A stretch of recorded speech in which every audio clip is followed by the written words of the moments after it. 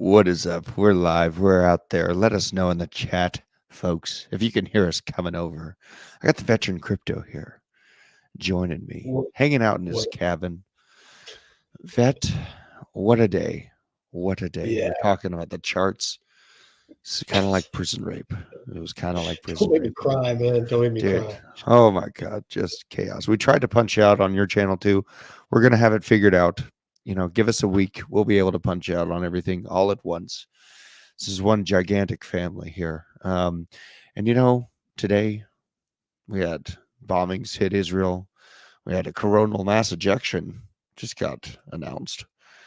And we have a presidential debate, a vice presidential debate, and a strike on the entire East Coast for the ports that ship our goods into the country. Just so crazy, you guys.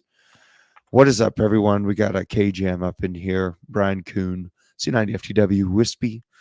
Thought it was Alzheimer's Joe on the thumbnail. Vance, he's a very based guy. Tim Waltz kind of looks like Uncle Joe. We even got the Nick Demanda, Nick Diamond Hands Demandi setting up his camera. He's getting ready. He's coming in. This is going to be huge. Good. What is up, Nick? How you doing, man? Good. He is such a creature of chaos. Look at this guy. I know. I'm having to go to the iPad. Can you hear me okay? Yeah, I can hear you good, man.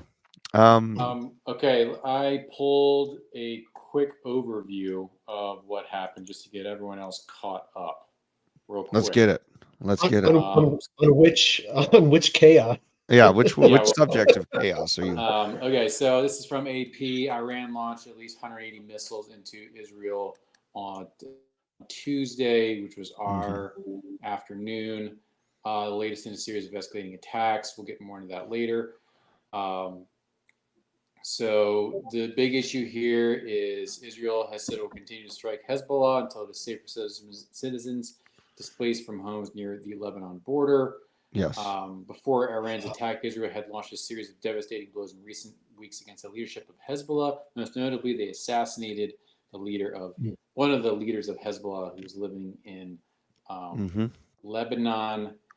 Israeli military spokesman Rear Admiral Daniel Hagari said the country's air defenses intercepted many of the Iranian missiles. That's kind of contentious right now. There's some landed in central and southern Israel. Israel's National Rescue Service said 2 people were lightly wounded by shrapnel in the West Bank. Palestinian officials said a Palestinian man was killed by a missile that fell, which is, if you haven't seen the video of that, that is like a Looney Tunes video. Okay, we're going. I have it. I didn't know if you wanted me to show it or not. Since you're asking. Okay, so this is a video of someone being killed. So if you don't want to see that, then don't look. But there you go. Yeah. Right there. Just out of the sky. That was definitely his time. Definitely his time. Literally like the most unluckiest man in the world. Yeah. So this comes after months of in 2024 of just escalating issues there. Now, I don't know. Have you guys brought up the drone strike in April? We just not brought up. We just got it going. Yeah, we just went rolling live. And I do remember the drone strike in April. We may as well go there as well because this has been a lot of building up.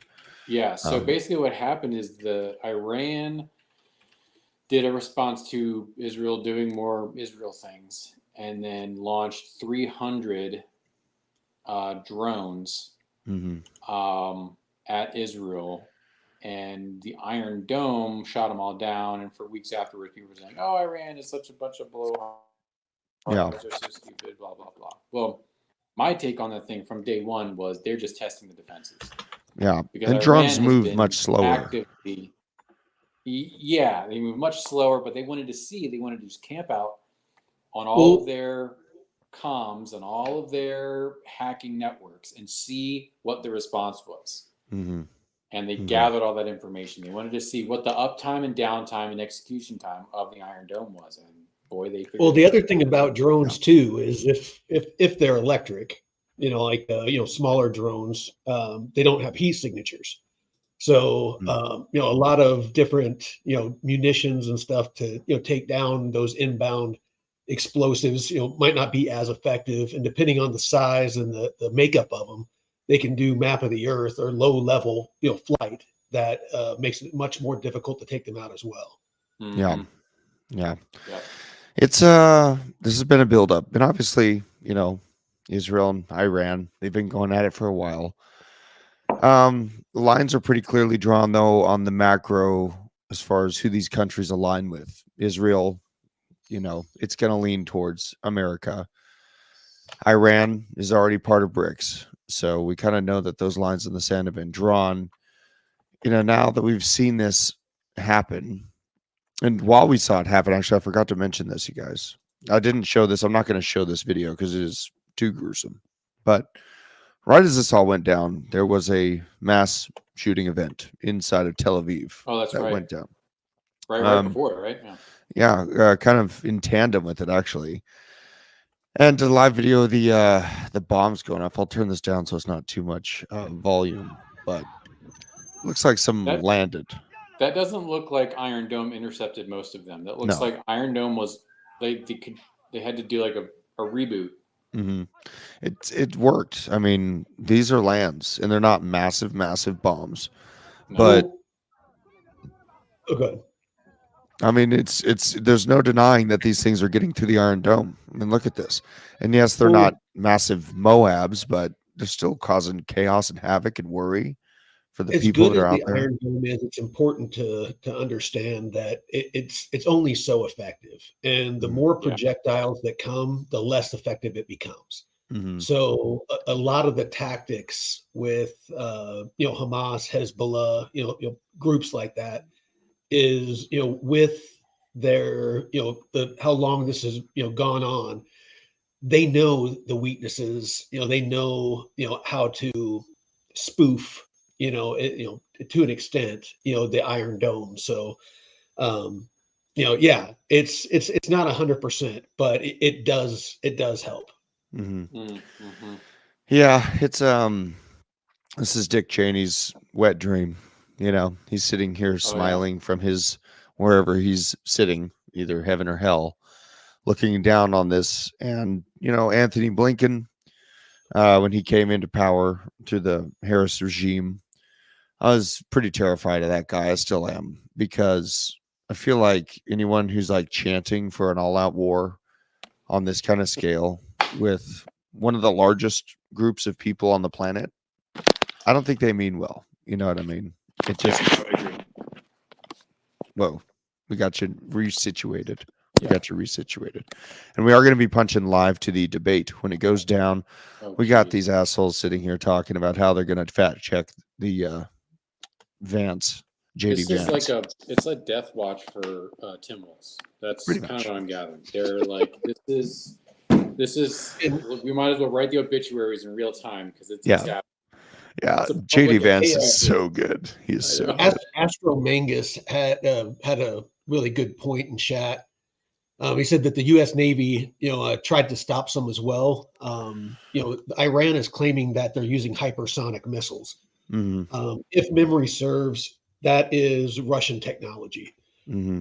That's a pretty new technology, and could be part of why the Iron Dome wasn't able to intercept many of those. Mm-hmm. I guess the U.S. Navy was even having some issues because that technology is so new. If in fact they were hypersonic, that has not been verified. I watched the news conference. I forget the general's name, right before we went live, and he was saying that that was what Iran was claiming, is that they were using hypersonics. Yeah. Mm. Well, and another thing that's in my mind is North Korea just provided a ton of munitions to Russia. What's stopping them from having done a drop shipment to Iran as well for this? What's stopping them from doing that? And we saw Russia responded late in the night and definitely had a very fast conversation with Putin about the incoming attack from Iran to Israel. It'll be interesting in comparison to the timing where, um, essentially Putin's painted the U.S. as the clear enemy from being a part of organizing and directing the missiles coming from Ukraine into Russia, right? So now we have multifacets, and it's a lot to keep track of because this is essentially a world war. I knew it'd be very complex should it go down if we do end up in a situation like this. The question that I sit here asking myself is, do you think that Israel's response is going to be the same size of munitions, or are they going to up the ante and potentially drop things like comparable to a Moab, or even, a tactical nuke? What do you guys think of that? What they did in Lebanon the other week was huge, and this Iranian response is not equal to what Israel did. So I think Israel's going to come back and they're going to hit even harder. I think they're going to hit Iran directly with something very, very big. The consensus right now, and there's nothing backing this up other than scuttlebutt or gossip. But the rumor is, I forget the name of the island, but there's an island that all of Iran's oil goes through for exports, and the rumor is that Israel will most likely strike that, and which it would tactically be one of the smartest moves they could do to hurt Iran, because that would basically sever all revenue for Iran unless people just gave them money, because that's the only way that they get revenue to fund all their shenanigans. Yeah. This is that explosion you're talking about in Lebanon as well. Bet unless the United States literally ships them airplane loads of cash, then Iran gets money. Which I'm sure Obama would have no issue doing. And Harris, they both directly and indirectly gave Iran billions in cash, not to mention equipment, by giving it to the Taliban. I would not be surprised if at some point this war escalates, keeps escalating, that they won't find those weapons and weapon systems that were left in Afghanistan being used against Israel. Yeah, absolutely. Absolutely. Guys, I'm a creature of chaos. Look at this. I longed this shit. You longed it? Congratulations. I'm such a chaotic creature. I think we finally, we're bouncing. We're finally, is this dead cat bounce or is this? I mean, probably. I don't know. I'm up like 30%.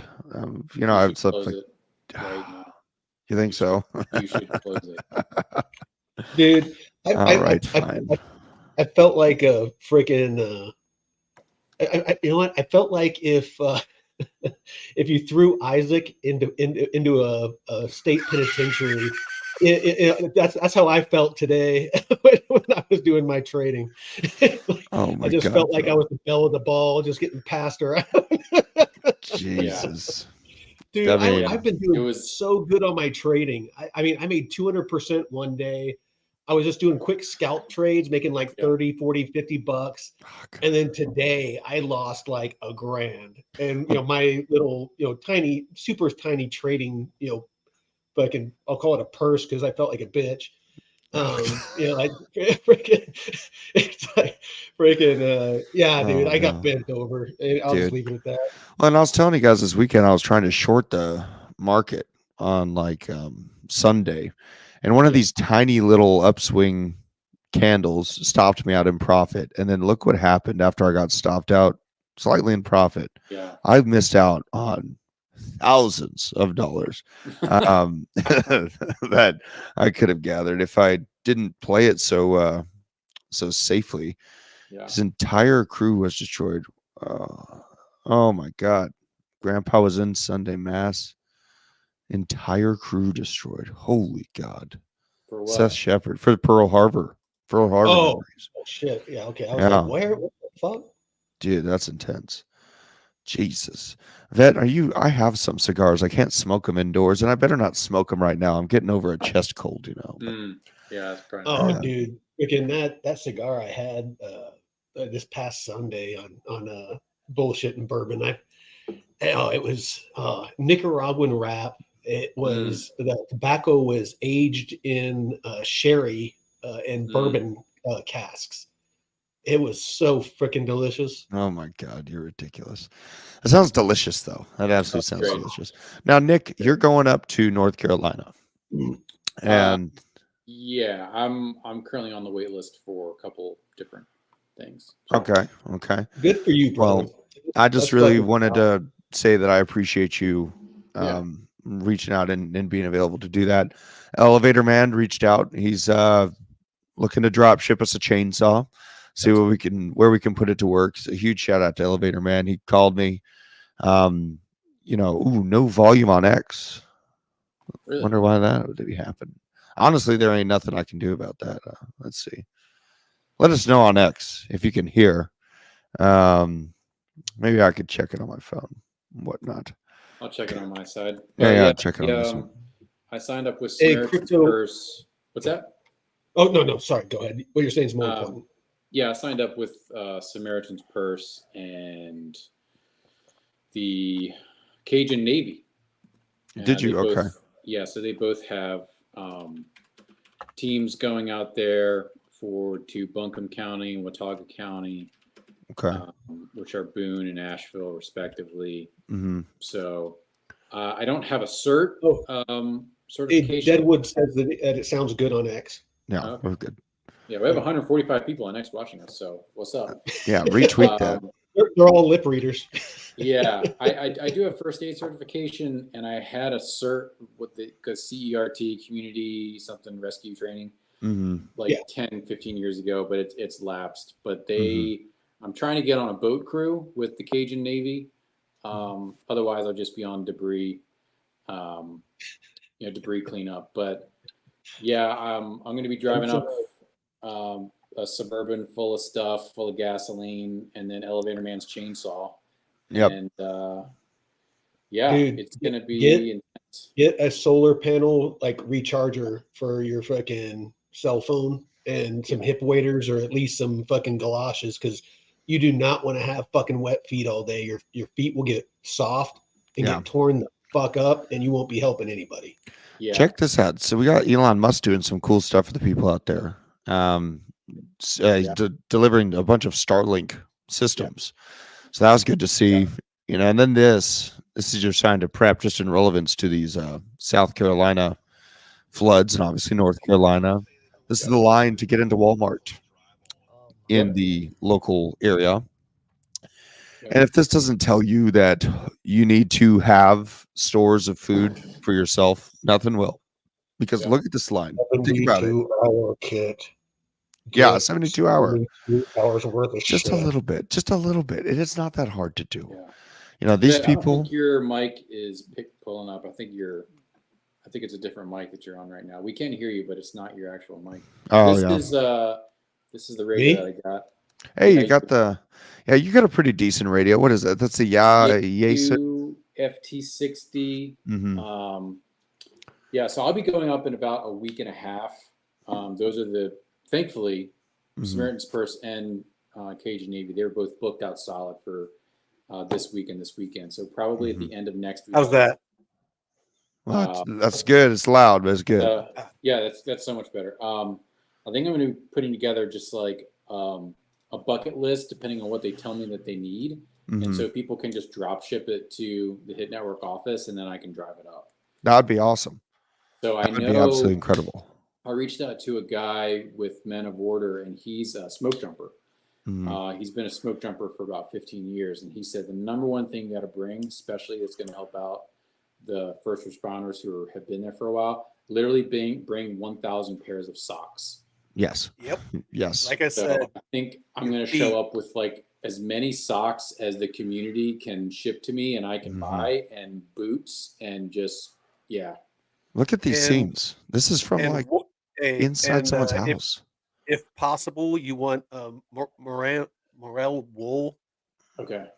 or just regular wool, because cotton won't wick the moisture away from your feet, whereas wool will. Yeah. Okay. When I did Wild and Fire a couple of years ago, that's what they told us, and that's what I used in the military, and that's what you want. Dude, Okay. and I have waterproof socks out here that I really actually kind of like. It's very wet out here. Yeah. This is just crazy, guys. There's so many scenes. We're about ready to have the debate come up here, so I'm just going to roll through as many of these crazy scenes we're seeing out of the flood aftermath. The citizens being forced to risk their lives to rescue themselves. I'll make sure this volume's not too loud. Let's check this out. Transporting all the pets, all of our shit. This is Road basically is what's gone. stopping us from getting out Yeah. of here. Totally gone. We climb over the house. They're just having to hoof it. They're having to hoof it along the road of what's Yeah, left of it. Unfortunately, there's a video, from Lake Lure, and part of the main street of Lake Lure is buried under 4 feet of rock. God. And there's a couple folks on TikTok now who are saying there's like bodies hanging from trees, and the smell of decomp is starting to really hit the hillside, and they're expecting hundreds of bodies to be recovered. dude. So when I go, it's Did you- going to be pretty. It's going to be pretty intense when I go. That is so terrible. Did you see the video of those people that were showing the road that was like, I mean, as far as the eye could see, it was nothing but rocks and rubble. It was like 5 foot deep. Mm-hmm. Yeah, and there's cars under there Yeah. of people who are trying to get No, out. it's just Dude, wow. this is, and just think about if you're a military guy Yeah. and you're having to be on standby to go to Israel or Iran, and your family's in North or South Carolina or Georgia dealing with Are this. they actually on standby? I got some messages of buddies that have to be on standby to do it. Yeah. Oh yeah. Really? Yeah. I got a text message from a close family member who's in the Air Force, and I said, "Man, what's going on?" He said he just texted back. He said, "Expect map changes." Yeah. Expect map changes. And that's like, really what we're seeing here is Netanyahu. This is my opinion, of course, you guys, but I think Netanyahu is going to turn Lebanon and Iran into a parking lot. I think he's going to level with some pretty big munitions and ground forces. A lot of people don't think that this is true. They don't think it's going to get worse. I'm telling you my own personal opinion. But honestly, he's got all the reason in the world to use as justification for doing so now. So, I'll tell you from my experience, and it's extensive, is this is going to get better. And if Harris gets elected, it's going to get a lot worse because all the only thing that Harris is going to do is shovel money at it and potentially troops. mm-hmm. And yeah, because she's going to do what she's being told by her handlers, and the handlers are the freaking military industrial complex that want to profit off of not just this war but the war in Ukraine. Yeah. Well, the war at home. I mean, Nick's heading out there. Nick, you're going to be bringing your 2A, I'd assume, right? I will be. I'll be protected. Yeah. Look at this. Hopefully, this isn't you. I said stop! Hopefully. Stop! Desert!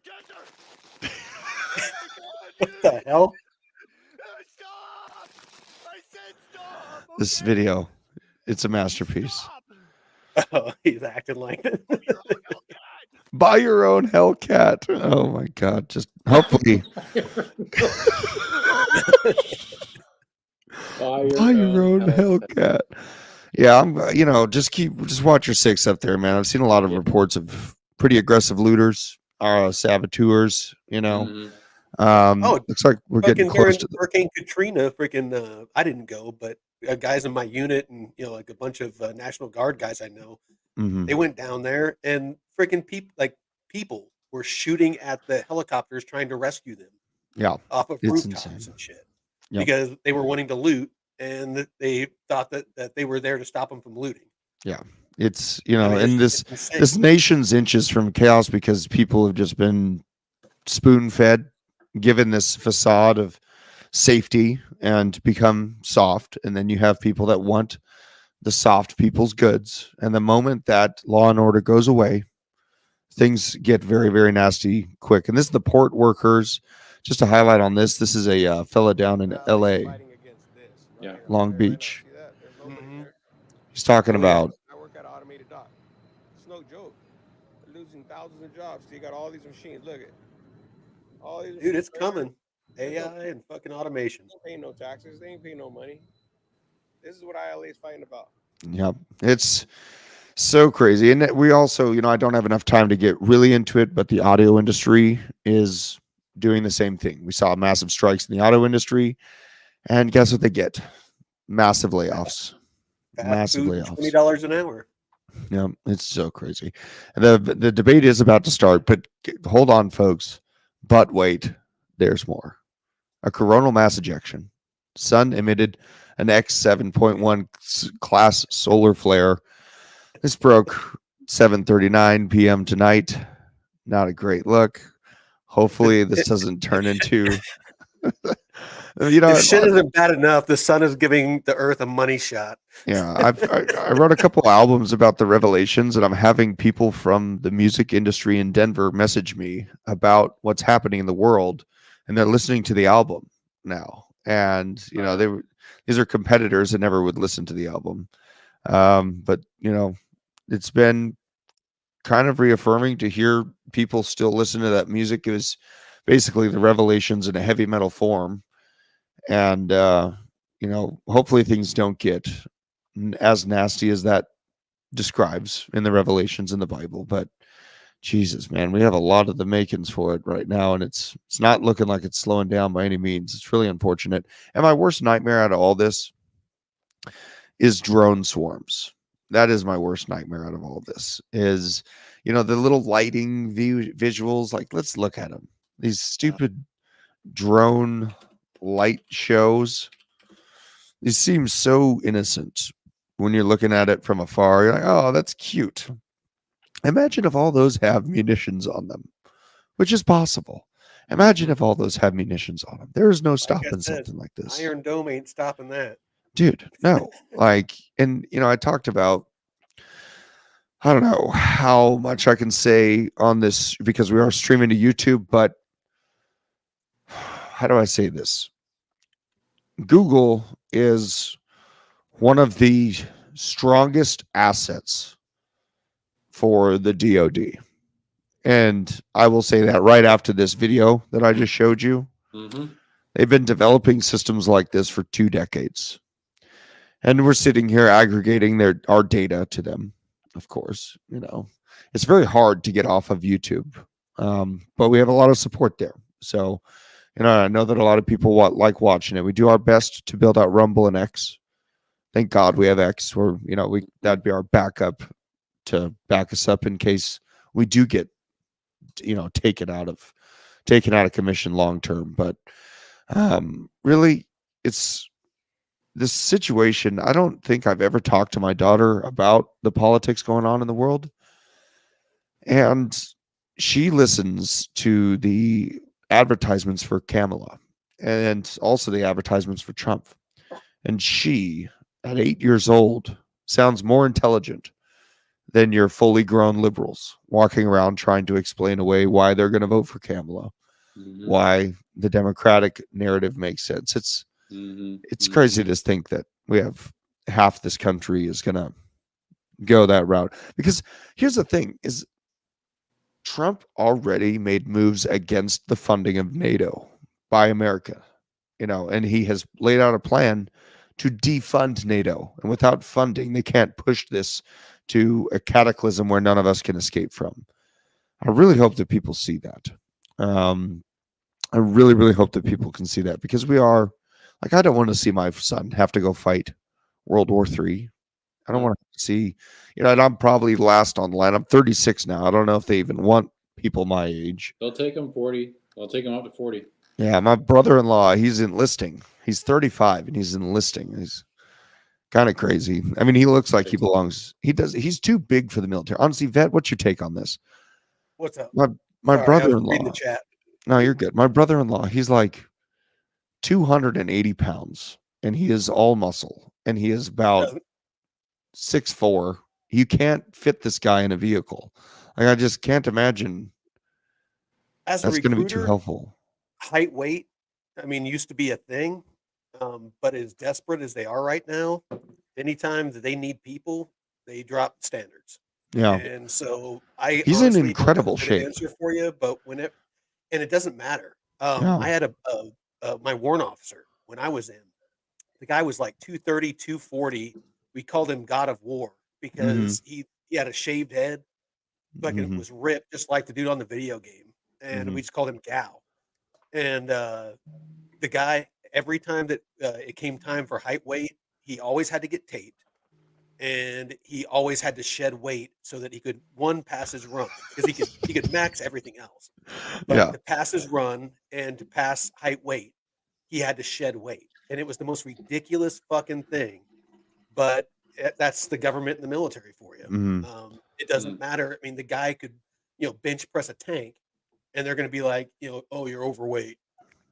Yeah, I just worry about him fitting in and out of a Humvee with a vest on as well. I mean, he looks like a literal Viking. Like, and imagining him with a rifle and a vest, like I was just like, he can't even put his hands above his head to do a squat because of how damn big his shoulders are. So, we'll see how that ends up for him. Here's a little snippet of Bitcoin. I didn't close it. I'm so crazy. I did put a stop loss in profit though, Nick. So I almost closed it. Okay. What if I recapture this? At least to this shelf, whatever. Whatever. We're sitting here seeing what I can do. Go back here. You know how nice and primed up District 1 is for the conversation. Oh, they can't. Absolutely.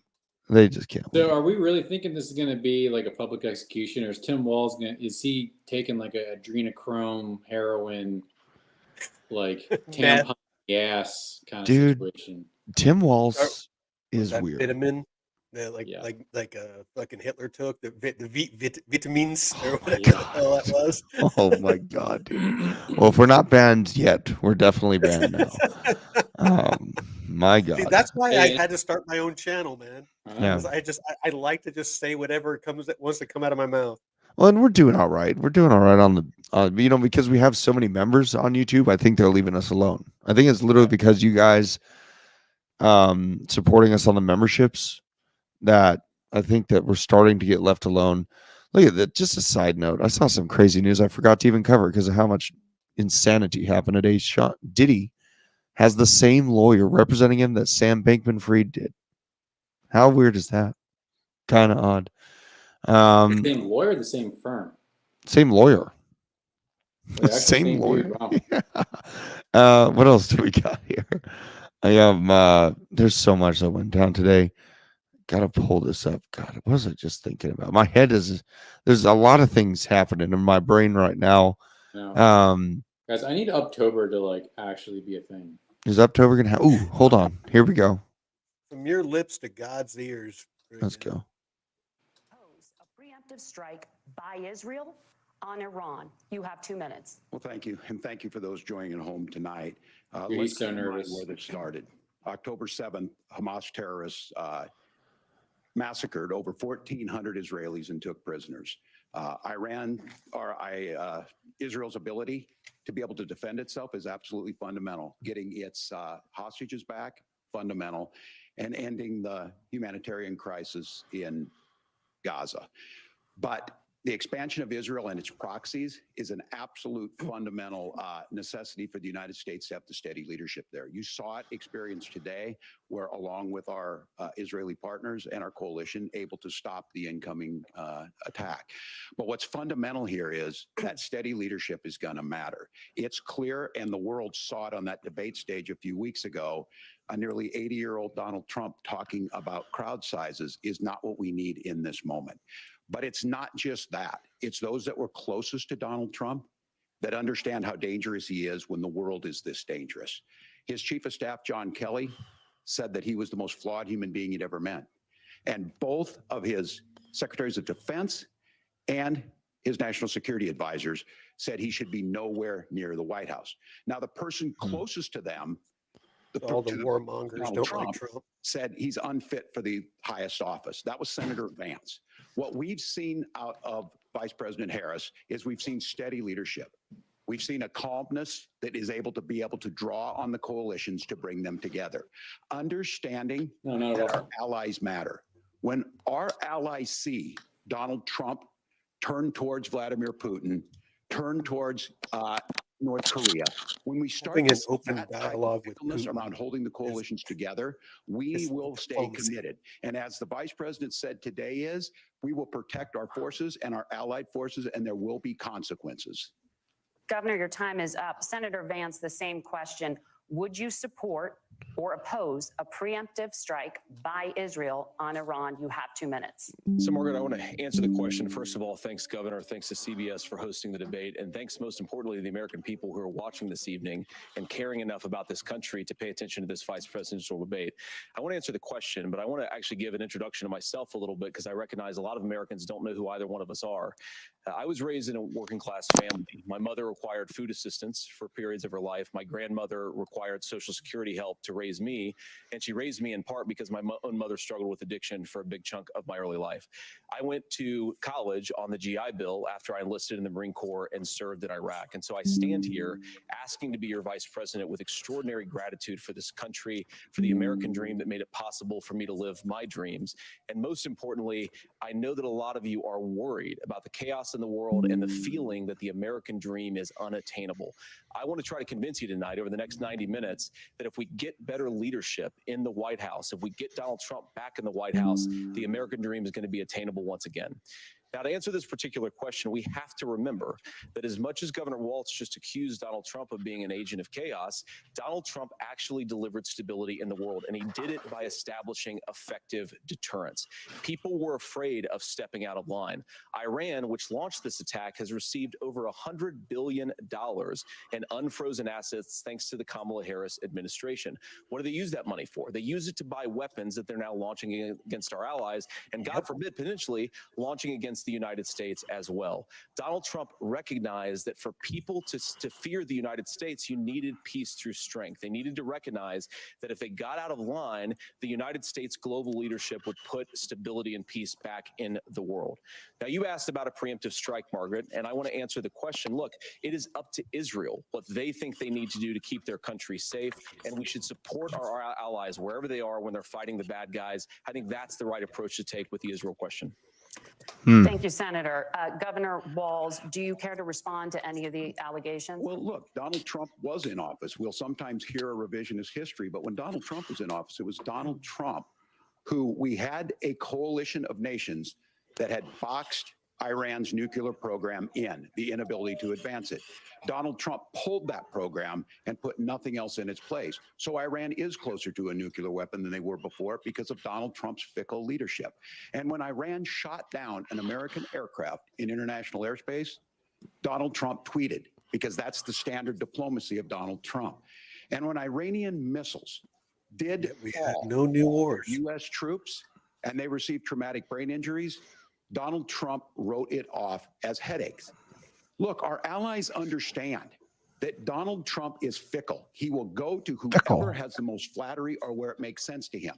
Steady leadership like you witnessed today, like you witnessed in April. Both Iranian attacks were repelled. Our coalition is strong, and we need the steady leadership that Kamala Harris is providing. Senator Vance, the U.S. did have a diplomatic deal with Iran to temporarily pause parts of its nuclear program, and President Trump did exit that deal. He recently said, just 5 days ago, the U.S. must now make a diplomatic deal with Iran because the consequences are impossible. Did he make a mistake? You have 1 minute. Well, first of all, Margaret, diplomacy is not a dirty word, but I think that's something that Governor Walz just said is quite extraordinary. You yourself just said Iran is as close to a nuclear weapon today as they have ever been. And Governor Walz, you blame Donald Trump. Who has been the vice president for the last 3.5 years? And the answer is your running mate, not mine. Donald Trump consistently made the world more secure. Now, we talk about what the sequence of events that led us to where we are right now, and you can't ignore October the 7th, which I appreciate Governor Walz bringing up.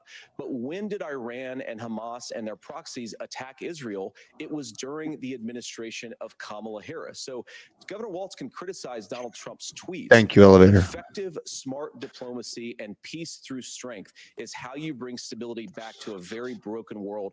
Donald Trump has already done it once before. Ask yourself at home, when was the last time, I'm 40 years old, when was the last time that an American president didn't have a major conflict break out? The only answer is during the 4 years that Donald Trump was president.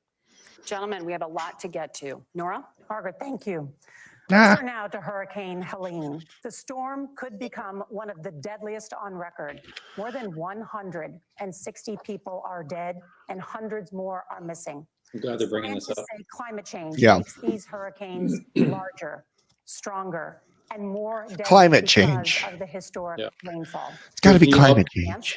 Can you up volume CBS on the polling, 7 in stream 10 just a little bit? Americans and more than 60 Yeah, it is a little low. Republicans I'm under the age of 45 I'm jacked all the way favor up. the Looks US like. taking Oh, steps you to are? try and reduce climate change. Senator, what responsibility would the Trump administration have to try and reduce the impact of climate change? I'll give you 2 minutes. Sure. So first of all, let's start with the hurricane because it's an unbelievable, unspeakable human tragedy. I just saw today actually a photograph of 2 grandparents on a roof with a 6-year-old child, and it was the last photograph ever taken of them because the roof collapsed and those innocent people lost their lives. And I'm sure Governor Walz joins me in saying our hearts go out to those innocent people, our prayers go out to them, and we want as robust and aggressive as a federal response as we can get to save as many lives as possible. And then, of course, afterwards, to help the people in those communities rebuild. I mean, these are communities that I love. Some of them I know very personally in Appalachia, all across the Southeast. They need their government to do their job. And I commit that when Donald Trump is president again, the government will put the citizens of this country first when they suffer from a disaster.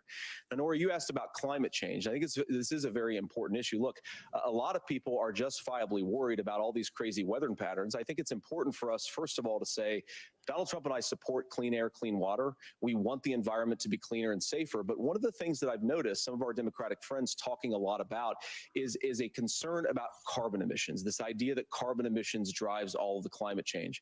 Well, let's just say that's true, just for the sake of argument, so we're not arguing about weird science. Let's just say that's true. Well, if you believe that, what would you want to do? The answer is that you'd want to reshore as much American manufacturing as possible, and you'd want to produce as much energy as possible in the United States of America because we're the cleanest economy in the entire world. What have Kamala Harris's policies actually led to? More energy production in China, more manufacturing overseas, more doing business in some of the dirtiest parts of the entire world. And when I say that, I mean the amount of carbon emissions they're doing per unit of economic output. So if we actually care about getting cleaner air and cleaner water, the best thing to do is to double down and invest in American workers and the American people. And unfortunately, Kamala Harris has done exactly the opposite.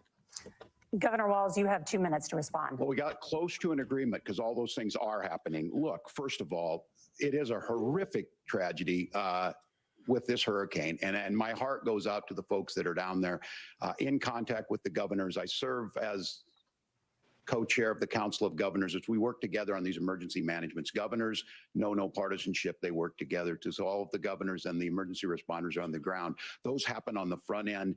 The federal government comes in, makes sure they're there that we recover, but we're still in that phase where we need to make sure that they're staying there, staying focused.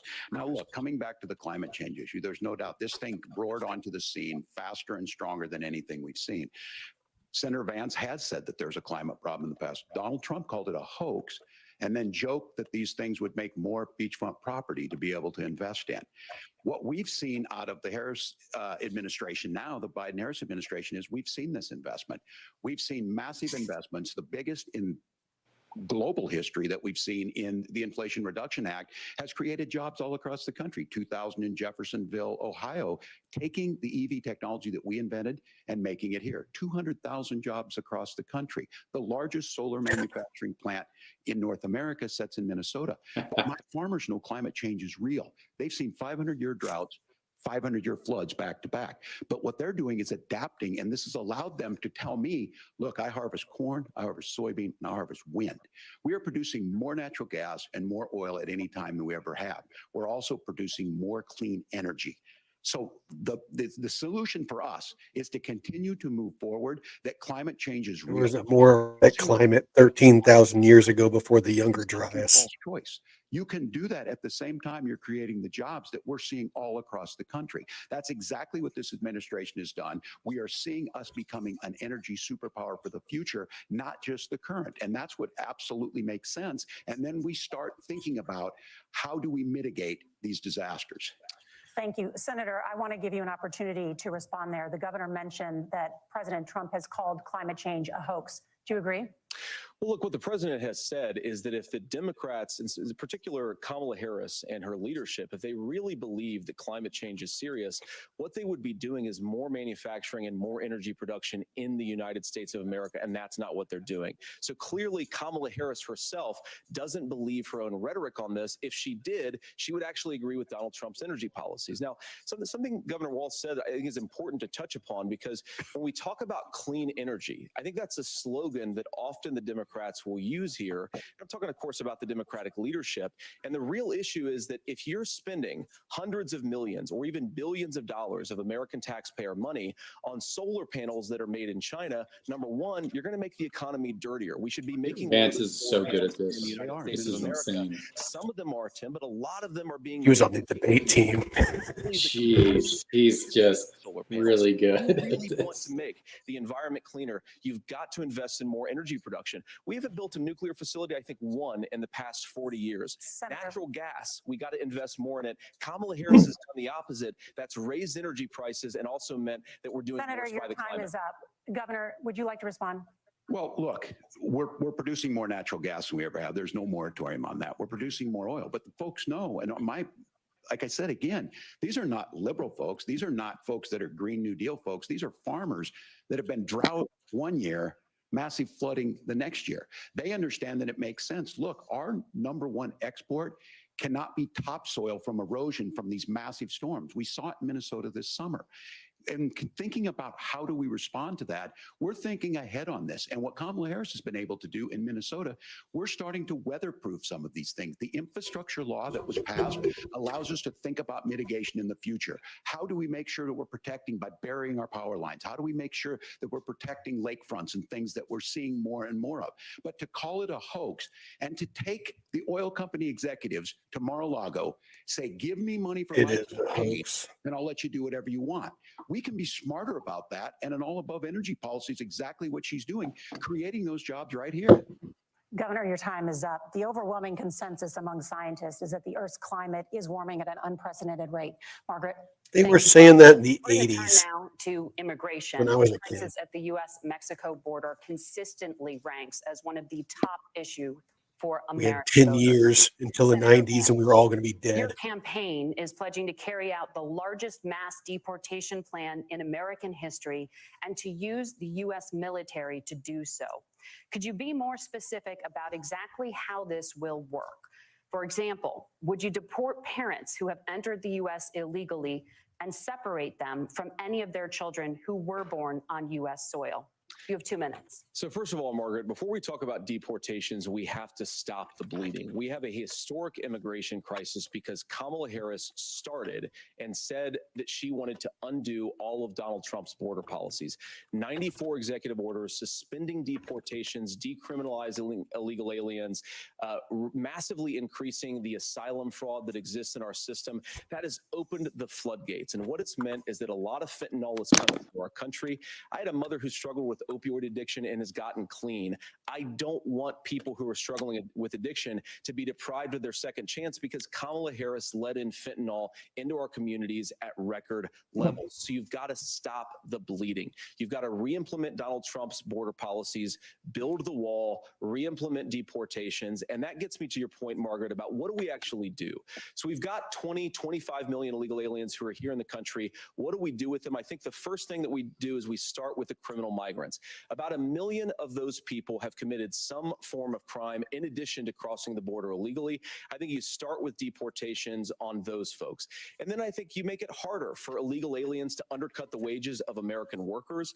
A lot of people will go home if they can't work for less than minimum wage in our own country. And by the way, that'll be really good for our workers who just want to earn a fair wage for doing a good day's work. And the final point, Margaret, is you ask about family separation. Right now in this country, Margaret, we have 320,000 children that the Department of Homeland Security has effectively lost. Some of them have been sex trafficked. Some of them hopefully are at homes with their families. Some of them have been used as drug trafficking mules. The real family separation policy in this country is unfortunately Kamala Harris's wide open southern border. And I'd ask my fellow Americans to remember when she came into office, she said she was going to do this. Real leadership would be saying, you know what, I screwed up. We're going to go back to Donald Trump's border policies. I wish that she would do that. It would be good for all of us.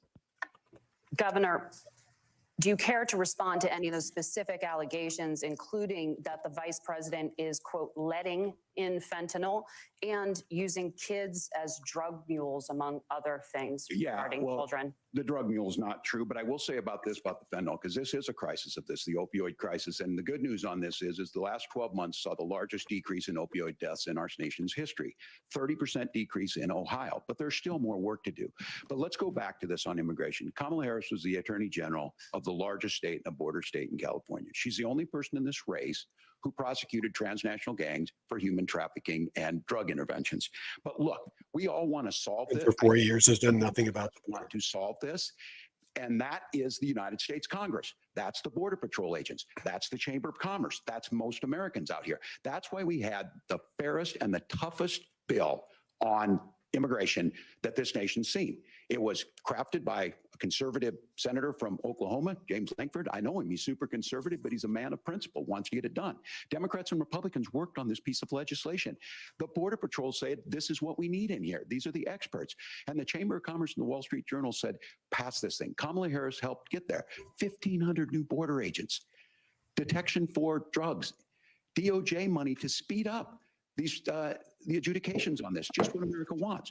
But as soon as I was getting ready to pass and actually tackle this, Donald Trump said no, told them to vote against it because it gives him a campaign issue. It gives him to because there was earmarks and riders in it. Actually did some of these things, and they need to be done by the legislature. You can't just do this through the executive branch. Part of that border bill was sending more money to Ukraine and Israel. 4 years. He had 4 years to do this, and he promised you 20% of the money went to the actual I'll build you a big, beautiful wall, and Mexico will pay for it.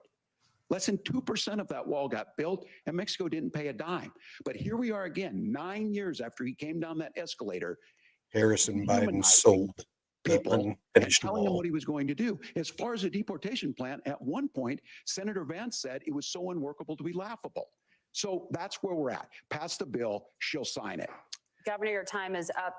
Senator, the question was, will you separate parents from their children, even if their kids are U.S. citizens? You have 1 minute. Margaret, my point is that we already have massive child separations thanks to Kamala Harris's open border. And I didn't accuse Kamala Harris of inviting drug mules. I said that she enabled the Mexican drug cartels to operate freely in this country. And we know that they use children as drug mules, and it is a disgrace, and it has to stop. Look, I think what Tim said just doesn't pass the smell test. For 3 years, Kamala Harris went out bragging that she was going to undo Donald Trump's border policy. She did exactly that. We had a record number of illegal crossings. We had a record number of fentanyl coming into our country. And now that she's running for president, or a few months before, she says that somehow she got religion and cared a lot about a piece of legislation.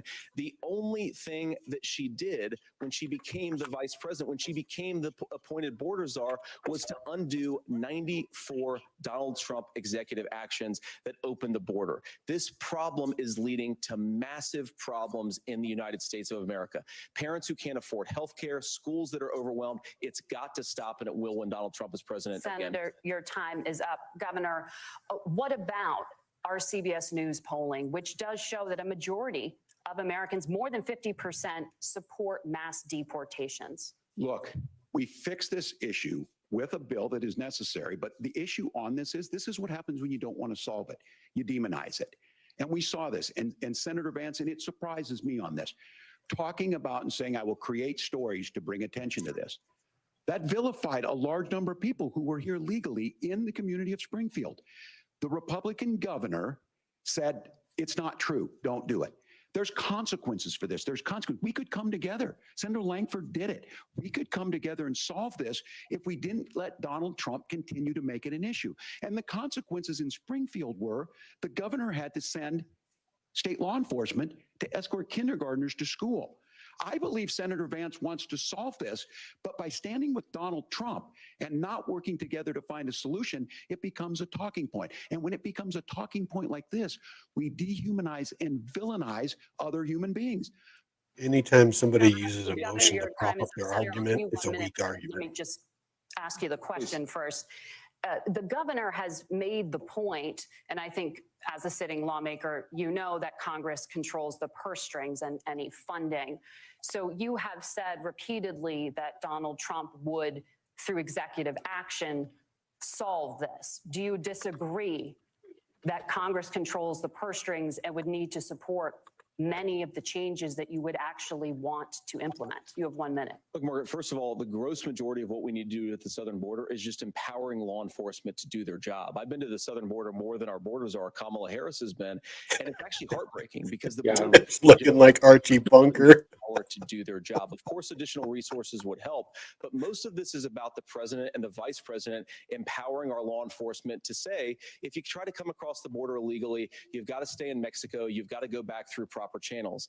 Now, Governor Walz brought up the community of Springfield, and he's very worried about the things that I've said in Springfield. Look, in Springfield, Ohio, and in communities all across this country, you've got schools that are overwhelmed, you've got hospitals that are overwhelmed, you've got housing that is totally unaffordable because we brought in millions of illegal immigrants to compete with Americans for scarce homes. The people that I'm most homeless worried about in veterans. Springfield, Ohio, are the American citizens who have had their lives destroyed by Kamala Harris's open border. It is a disgrace, Tim. And I actually think, I agree with you. I think you want to solve this problem, but I don't think that Kamala Harris We can does. house immigrants, but we can't Governor, house you have 1 veterans. minute to respond. Yeah, well, it is law enforcement that asked for the bill. They helped craft it. They're the ones that supported it. That's because they know we need to do this. Look, this issue of continuing to bring this up, not dealing with it, of blaming migrants for everything. On housing, we could talk a little bit about Wall Street speculators buying up housing and making them less affordable, but it becomes a blame.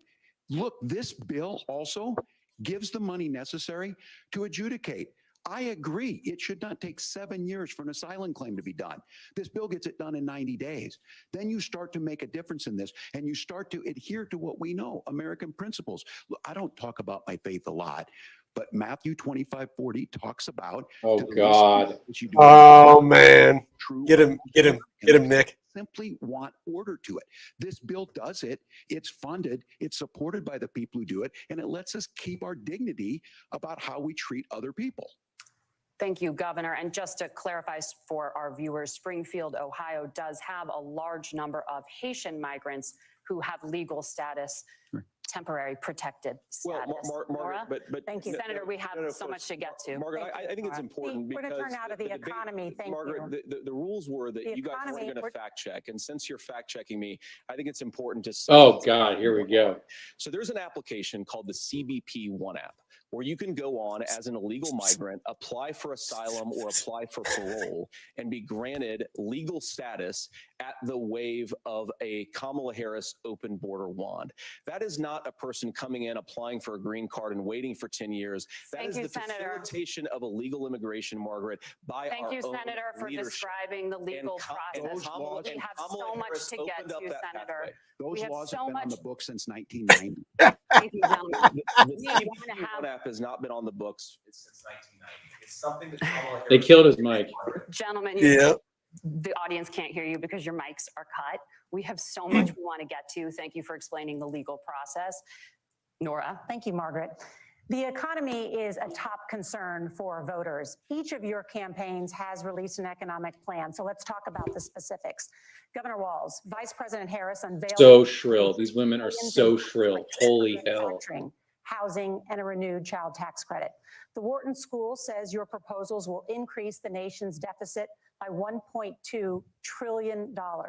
How would you pay for that without ballooning the deficit? Governor, I'll give you 2 minutes. Yeah, thank you. And Kamala Harris and I do believe in the middle class because that's where we come from. We both grew up in that. We understand. So those of you out there listening tonight, you're hearing a lot of stuff back and forth, and it's good. It's healthy. That's what this is supposed to happen. You should be listening. How's this going to impact me? The bold forward plan that Kamala Harris put out there is talking about this housing issue. The one thing is there's 3 million new houses proposed under this plan with down payment assistance on the front end to get you in a house. A house is much more than just an asset to be traded somewhere. It's foundational to where you're at. And then making sure that the things you buy every day, whether they be prescription drugs or other things, that there's fairness in that. Look, the $35 insulin is a good thing, but it costs $5 to make insulin. They were charging $800 before this law went into effect. As far as the housing goes, I've seen it in Minnesota.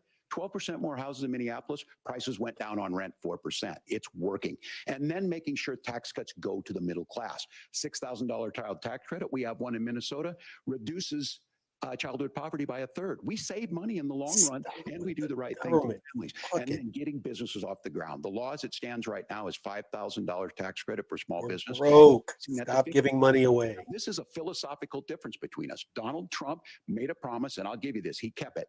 He took folks from Mar-a-Lago, said, you're rich as hell, I'm going to give you a tax cut. He gave the tax cuts that predominantly went to the top class. That's a lie. There was an $8 trillion increase in the national debt, the largest ever. Now he's proposing a 20% consumption or sales tax on everything we bring in.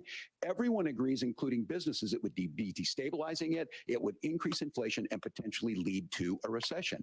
Look, this is simple for you. Where are we going? Kamala Harris has said to do the things she wants to do. We'll just ask the wealthiest to pay their fair share. When you do that, our system works. Then why does the majority of billionaires support Harris? Have the things that they need. Senator, I want to give you a moment to respond on that. But similarly, the Wharton School has done an analysis of the Trump plan and says it would increase the nation's deficit by $5.8 trillion. My question is the same for you. How do you pay for all that without ballooning the deficit? I'll give you 2 minutes. Well, first of all, you're going to hear a lot from Tim Walz this evening, and you just heard it in the answer, a lot of what Kamala Harris proposes to do. And some of it, I'll be honest with you, it even sounds pretty good. Here's what you won't hear, is that Kamala Harris has already done it. Because she's been the vice president for 3.5 years. She had the opportunity to enact all of these great policies. And what she's actually done instead is drive the cost of food higher by 25%, drive the cost of housing higher by about 60%, open the American southern border and make middle-class life unaffordable for a large number of Americans. If Kamala Harris has such great plans for how to address middle-class problems, then she ought to do them now. Not when asking for a promotion, but in the job the American people gave her 3.5 years ago. And the fact that she isn't tells you a lot about how much you can trust her actual plans. Now, Donald Trump's economic plan is not just a plan, but it's also a record. A lot of those same economists attack Donald Trump's plans, and they have PhDs, but they don't have common sense and they don't have wisdom, because Donald Trump's economic policies delivered the highest take-home pay in a generation in this country, 1.5% inflation, and to boot, peace and security all over the world. So when people say that Donald Trump's economic plan doesn't make sense, I say, look at the record. He delivered rising take-home pay for American workers.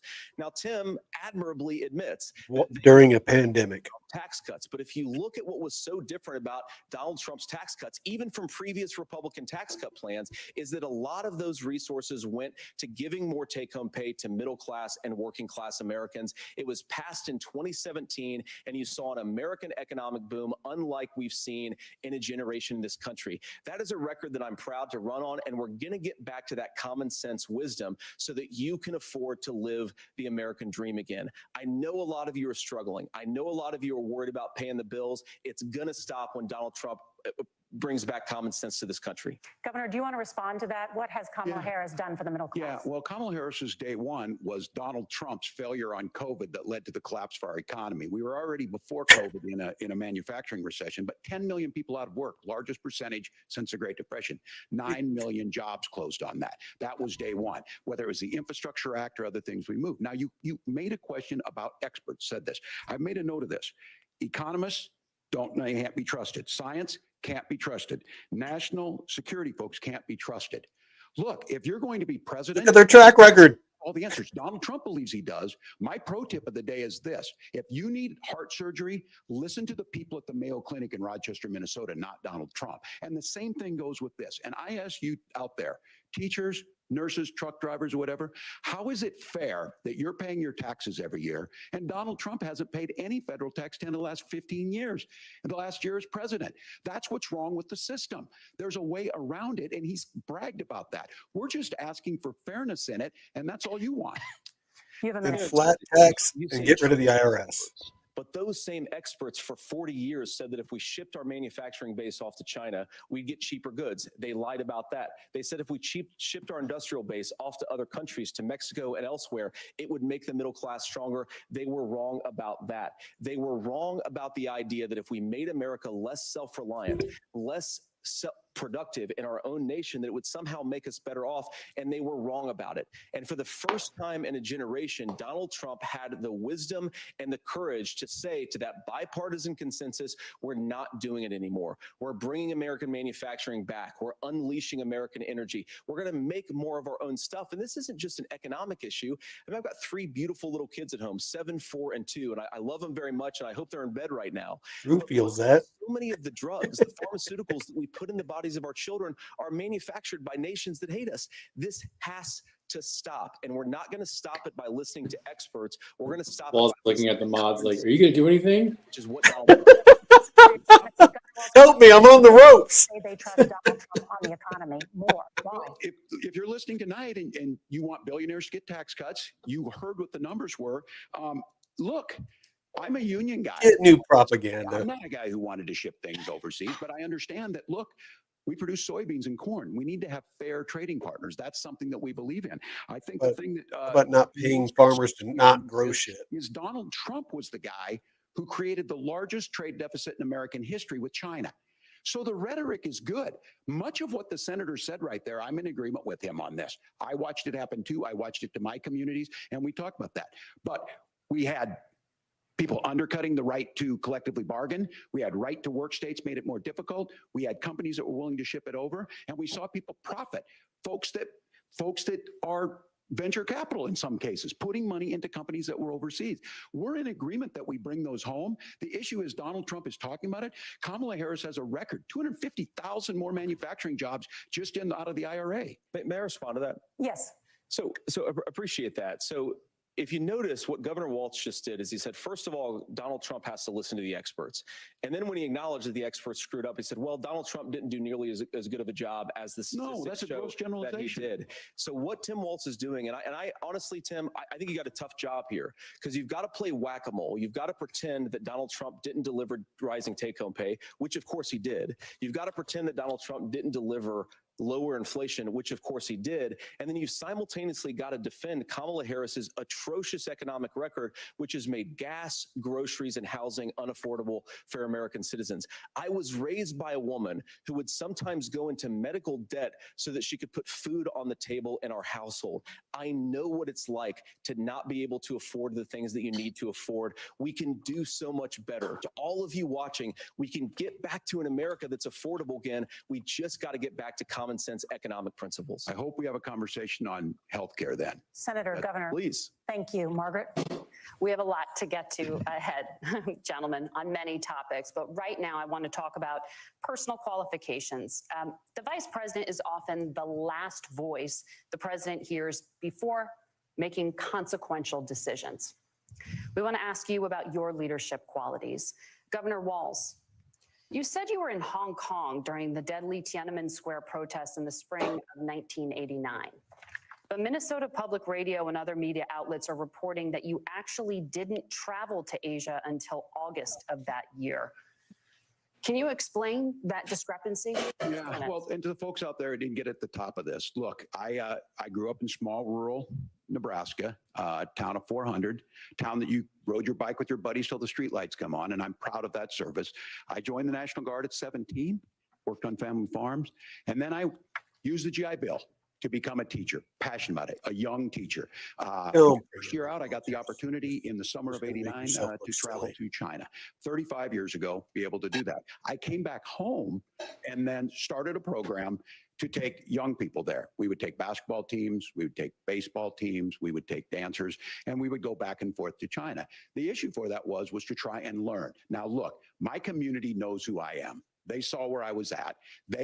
Look, I will be the first to tell you, I have poured my heart into my community. I've tried to do the best I can, but I've not been perfect. And I'm a knucklehead at times, but it's always been about that. Those same people elected me to Congress for 12 years. And in Congress, I was one of the most bipartisan people, working on things like farm bills that we got done, working on veterans benefits. And then the people of Minnesota were able to elect me to governor twice. So look, my commitment has been from the beginning to make sure that I'm there for the people, to make sure that I get this right. I will say more than anything, many times I will talk a lot. I will get caught up in the rhetoric, but being there, the impact it made, the difference it made in my life, I learned a lot about China. I hear the critiques of this. I would make the case that Donald Trump should have come on one of those trips with us. I guarantee you he wouldn't be praising Xi Jinping about COVID. And I guarantee you he wouldn't start a trade war that he ends up losing. So this is about trying to understand the world. It's about trying to do the best you can for your community. And then it's putting yourself out there and letting your folks understand what it is. My commitment, whether it be through teaching, which I was good at, or whether it was being a good soldier or was being a good member of Congress, those are the things that I think are the values that people care about.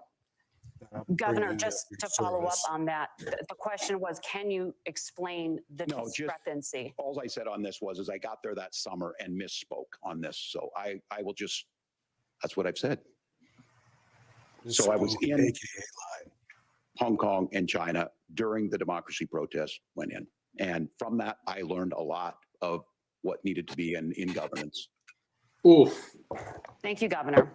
Senator Vance, in 2016, you called your running mate, Donald Trump, unfit for the nation's highest office, and you said he could be America's Hitler.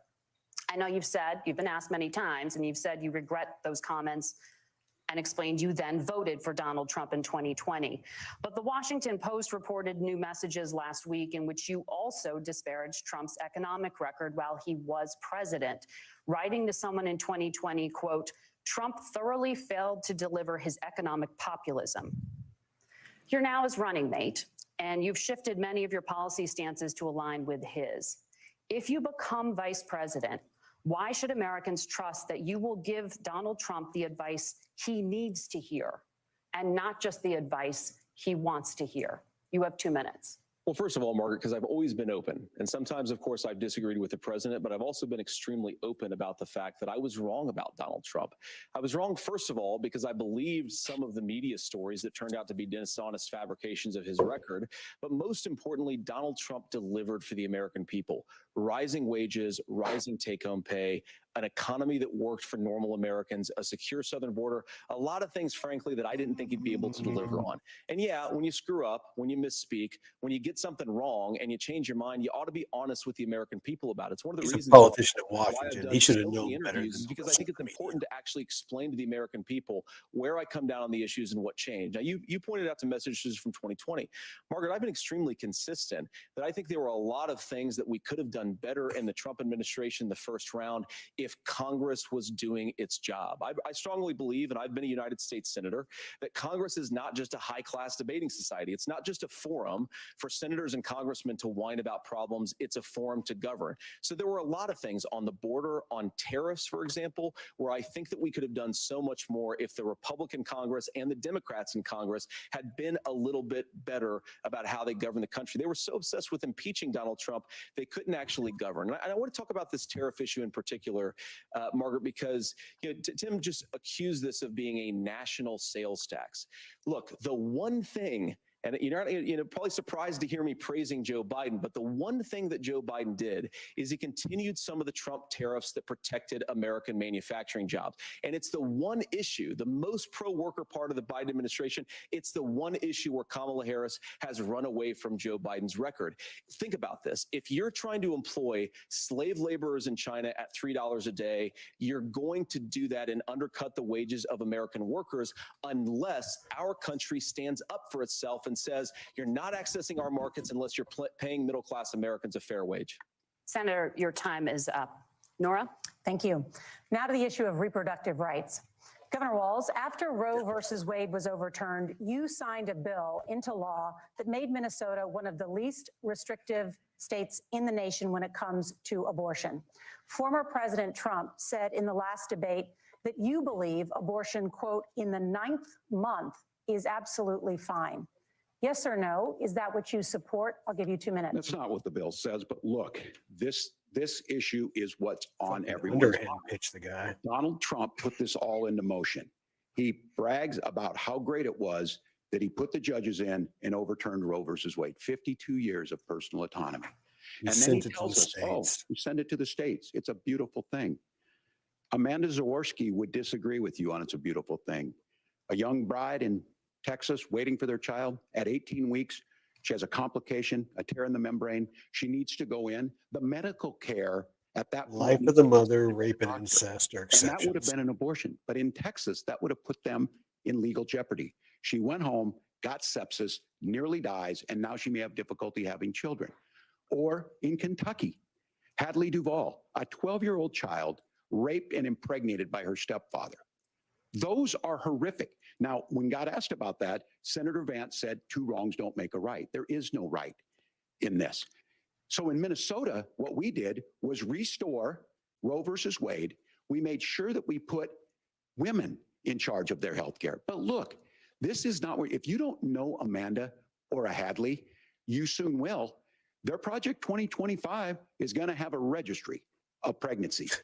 It's going to make it more difficult, if not impossible. One of the to get authors of contraception 2025 and actually limit access, if not eliminate endorsed Kamala. access to infertility treatments. For so many of you out there listening, me included, infertility treatments are why I have a child.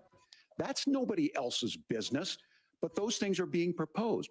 And the catch-all on this is, well, the states will decide what's right for Texas might not be right for Washington. That's not how this works. This is basic human right. We have seen maternal mortality skyrocket in Texas, outpacing many other countries in the world. This is about healthcare. In Minnesota, we are ranked first in healthcare for a reason. We trust women, we trust doctors. Senator, do you want to respond to the governor's claim? Will you create a federal pregnancy monitoring agency? No, Nora, certainly we won't. And I want to talk about this issue because I know a lot of Americans care about it, and I know a lot of Americans don't agree with everything that I've ever said on this topic. And, I grew up in a working class family in a neighborhood where I knew a lot of young women who had unplanned pregnancies and decided to terminate those pregnancies because they feel like they didn't have any other options. And, one of them is actually very dear to me. And I know she's watching tonight, and I love you. And she told me something a couple years ago that she felt like if she hadn't had that abortion, that it would have destroyed her life because she was in an abusive relationship. And I think that what I take from that as a Republican who proudly wants to protect innocent life in this country, who proudly wants to protect the vulnerable, is that my party, we've got to do so much better of a job at earning the American people's trust back on this issue where they frankly just don't trust us. And I think that's one of the things that Donald Trump and I are endeavoring to do. I want us as a Republican Party to be pro-family in the fullest sense of the word. I want us to support fertility treatments. I want us to make it easier for moms to afford to have babies. I want it to make it easier for young families to afford a home so they can afford a place to raise that family. And I think there's so much that we can do on the public policy front just to give women more options. Now, of course, Donald Trump has been very clear that on the abortion policy specifically, that we have a big country and it's diverse. And California has a different viewpoint on this than Georgia. Georgia has a different viewpoint from Arizona. And the proper way to handle this, as messy as democracy sometimes is to let voters make these decisions. Let the individual states make their abortion policy. And I think that's what makes the most sense in a very big, a very diverse, and let's be honest, sometimes a very, very messy and divided country. Governor, would you like to respond and also answer the question about restrictions? Yeah, well, the question got asked, and Donald Trump made the accusation that wasn't true about Minnesota. Well, let me tell you about this idea that there's diverse states. There's a young woman named Amber Thurman. She happened to be in Georgia, a restrictive state. Because of that, she had to travel a long distance to North Carolina to try and get her care. Amber Thurman died in that journey back and forth. The fact of the matter is, how can we as a nation say that your life and your rights, as basic as the right to control your own body, is determined on geography? There's a very There is not a single human that's going to freaking choose the baby over the life of the mother. If the mother dies, the baby dies. Wade. When you listen to Vice President Harris talk about this subject and you hear me talk about it, you hear us talking exactly the same. Donald Trump is trying to figure out how to get the political right of this. I agree with a lot of what Senator Vance said about what's happening. His running mate, though, does not, and that's the problem. Governor, your time is up. Senator, let me ask you about that. He mentioned, it was, I think, referring to a national ban. In the past, you have supported a federal ban on abortion after 15 weeks. In fact, you said if someone can't support legislation like that, quote, you are making the United States the most barbaric pro-abortion regime anywhere in the entire world. My question is, why have you changed your position? Well, Nora, first of all, I never supported a national ban. I did when I was running for Senate in 2022 talk about setting some minimum national standard. For example, we have a partial birth abortion ban in place in this country at the federal level. I don't think anybody's trying to get rid of that, or at least I hope not, though I know that Democrats have taken a very radical pro-abortion stance. But Nora, you know, one of the things that changed is in the state of Ohio, we had a referendum in 2023, and the people of Ohio voted overwhelmingly, by the way, against my position. And I think that what I learned from that, Nora, is that we've got to do a better job at winning back people's trust. So many young women would love to have families. So many young women also see an unplanned pregnancy as something that's going to destroy their livelihood, destroy their education, destroy their relationships. And we have got to earn people's trust back. And that's why Donald Trump and I are committed to pursuing pro-family policies, making childcare more accessible, making fertility treatments more accessible, because we've got to do a better job at that. And that's what real leadership is. Governor, your response. Well, I'm going to respond on the pro-abortion piece of that. No, we're not. We're pro-women. We're pro-freedom to make your own choice. We know what the implications are to not be that. Women having miscarriages, women not getting the care, physicians feeling like they may be prosecuted for providing that care. And as far as making sure that we're educating our children and giving them options, Minnesota's a state with one of the lowest teen pregnancy rates.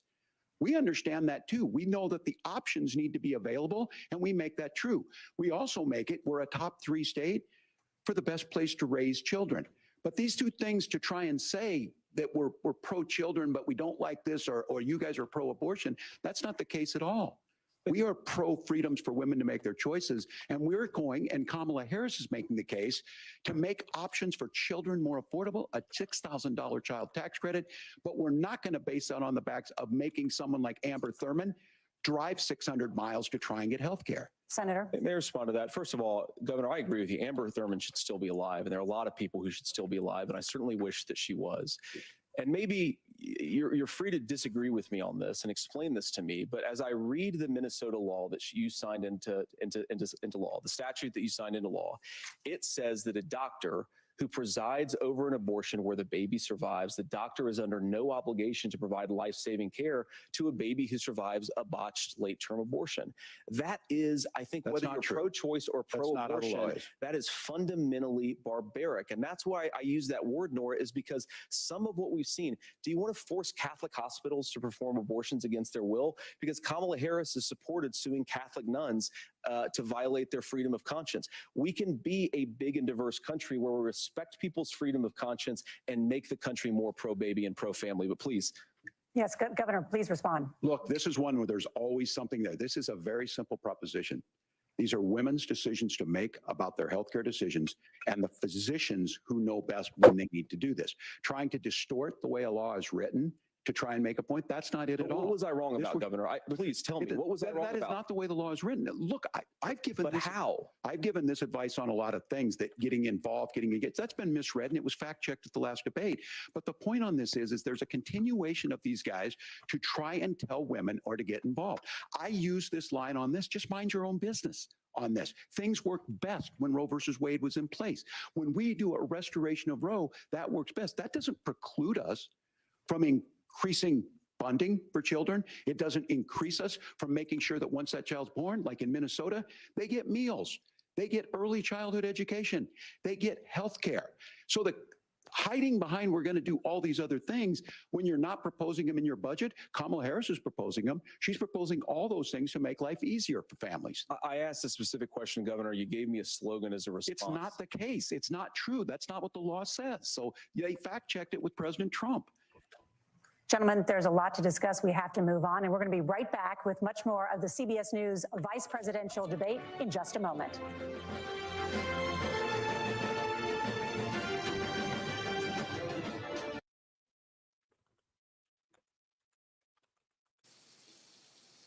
Drew, I think you're muted. I think you muted yourself, bro.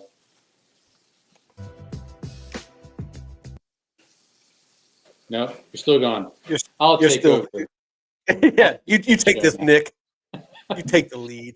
Drew's going to get his mic working. So it looks like JD Vance is absolutely mopping the deck with old Tampon Tim. I mean, this is kind of going the way that you thought. His answer to There you the are. question was specifically masterful, owning the fact that Republicans have not done a good job about their response to any abortion question was really, really smart. Really, really smart. Yeah. Waltz is single-handedly saving my leverage bag right now, boys. What's Bitcoin at? Well, it's doing well. Okay, first of all, we are doing I'm going to well. tell you, Aerodrome is doing fucking awesome right now on the hourly and the freaking weekly. Look at this. Oh god, reconnect. What is this? Hell? Where am I? Hades. $61,450. Guys, it's October. It's We're back. October. This We're is so back. October. We are experiencing the super cycle. The super cycle of JD Vance. $280,000 Bitcoin income. F your face, Nick. I got Oh my wrecked today. God. Don't tell me it's October. Oh my god. Look at this. Since the debate started, though, I mean, shit. What are we at?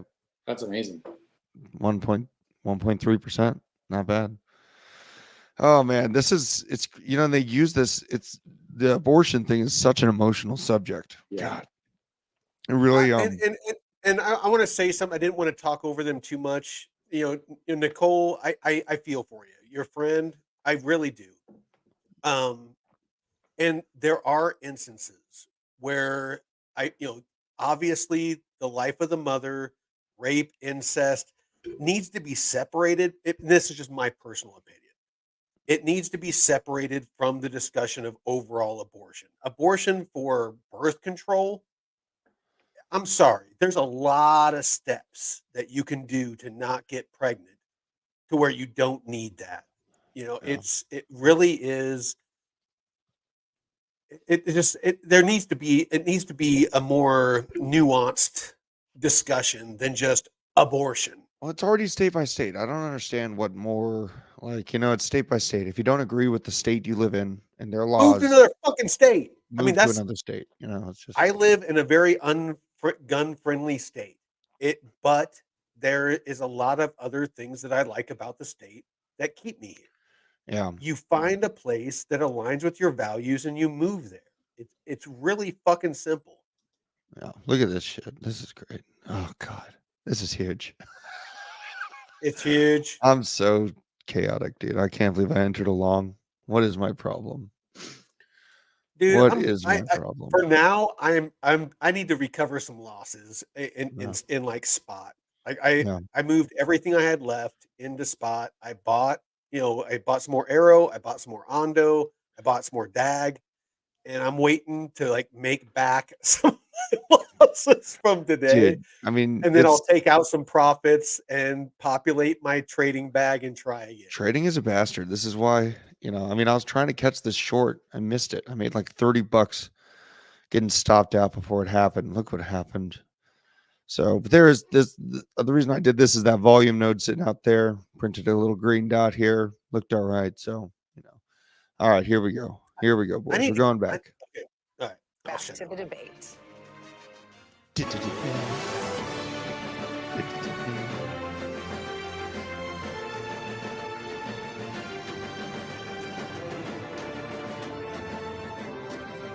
Welcome back to the CBS News vice presidential debate.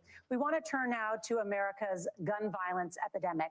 The leading cause of death for children and teens in America is by firearms. Senator Vance, you oppose most gun legislation that Democrats claim No, will it is curb not. violence. I You know. oppose red flag gun laws and legislation to ban certain semi-automatic rifles, including AR-15s.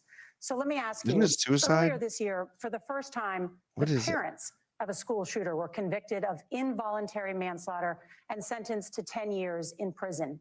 Do you think holding parents responsible could curb mass shootings? I'll give you 2 minutes. Yeah, well, Nora, on that particular case, I don't know the full details, but I certainly trust local law enforcement and local authorities to make those decisions. I think in some cases the answer is going to be yes, and in some cases the answer is going to be no. And the details really matter here, of course. For example, if a kid steals a gun, that's going to be different than if a parent hands over a gun knowing that their kid is potentially dangerous.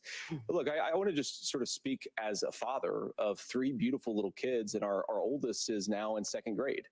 And like a lot of parents, we send our kids to school with such hope and such joy and such pride at their little faces on the first day of school. And we know, unfortunately, that a lot of kids are going to experience this terrible epidemic of gun violence. And of course, our hearts go out to the families that are affected by this terrible stuff. And we do have to do better. And I think that Governor Walz and I actually probably agree that we need to do better on this. The question is just, how do we actually do it? Now, here's something that really bothers me and worries me about this epidemic of violence. The gross majority, close to 90% in some of the statistics I've seen, of the gun violence in this country is committed with illegally obtained firearms. And while we're on that topic, we know that thanks to Kamala As with Harris's the second border, we've seen a assassination massive influx in the number of illegal guns run by the Mexican drug cartel. So that number, the amount of illegal guns in our country is higher today than it was 3.5 years ago. But what do we do about the schools? What do we do to protect our kids? And I think the answer is, and I say this not loving the answer, because I don't want my kids to go to school in a school that feels unsafe or where there are visible signs of security. But I unfortunately think that we have to increase security in our schools. We have to make the doors lock better. We have to make the doors stronger. We've got to make the windows stronger. And of course, we've got to increase school resource officers, because the idea that we can magically wave a wand and take guns out of the hands of bad guys, it just doesn't fit with recent experience. So we've got to make our schools safer. And I think we've got to have some common sense bipartisan solutions for how to do that. Governor, you have 2 minutes. Need to address the Well, I think all the parents watching tonight, this is your biggest nightmare. Look, I got a 17-year-old, and he witnessed a shooting at a community center playing volleyball. Those things don't leave you. As a member of Congress, I sat in my office surrounded by dozens of the Sandy Hook parents, and they were looking at my 7-year-old picture on the wall. Their 7-year-old were dead, and they were asking us to do something. And look, I'm a hunter. I own firearms. The vice president is. We understand that the Second Amendment is there, but our first responsibility is to our kids to figure this out. In Minnesota, we've enacted enhanced red flag laws, enhanced background checks, and we can start to get data. But here's the problem. If we really want to solve this, we've got folks that won't allow research to be even done on gun violence.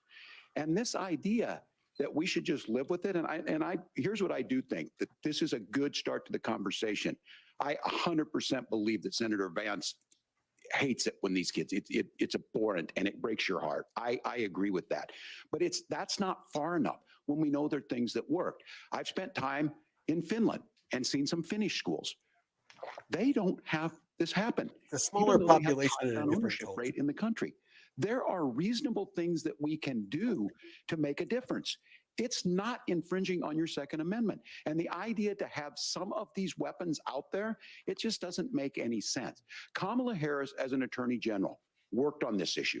She knows that it's there. No one's trying to scaremonger and say we're taking your guns, but I ask all of you out there, do you want your schools hardened to look like a fort? Is that what we have to go when we know there's countries around the world that their children aren't practicing these types of drills?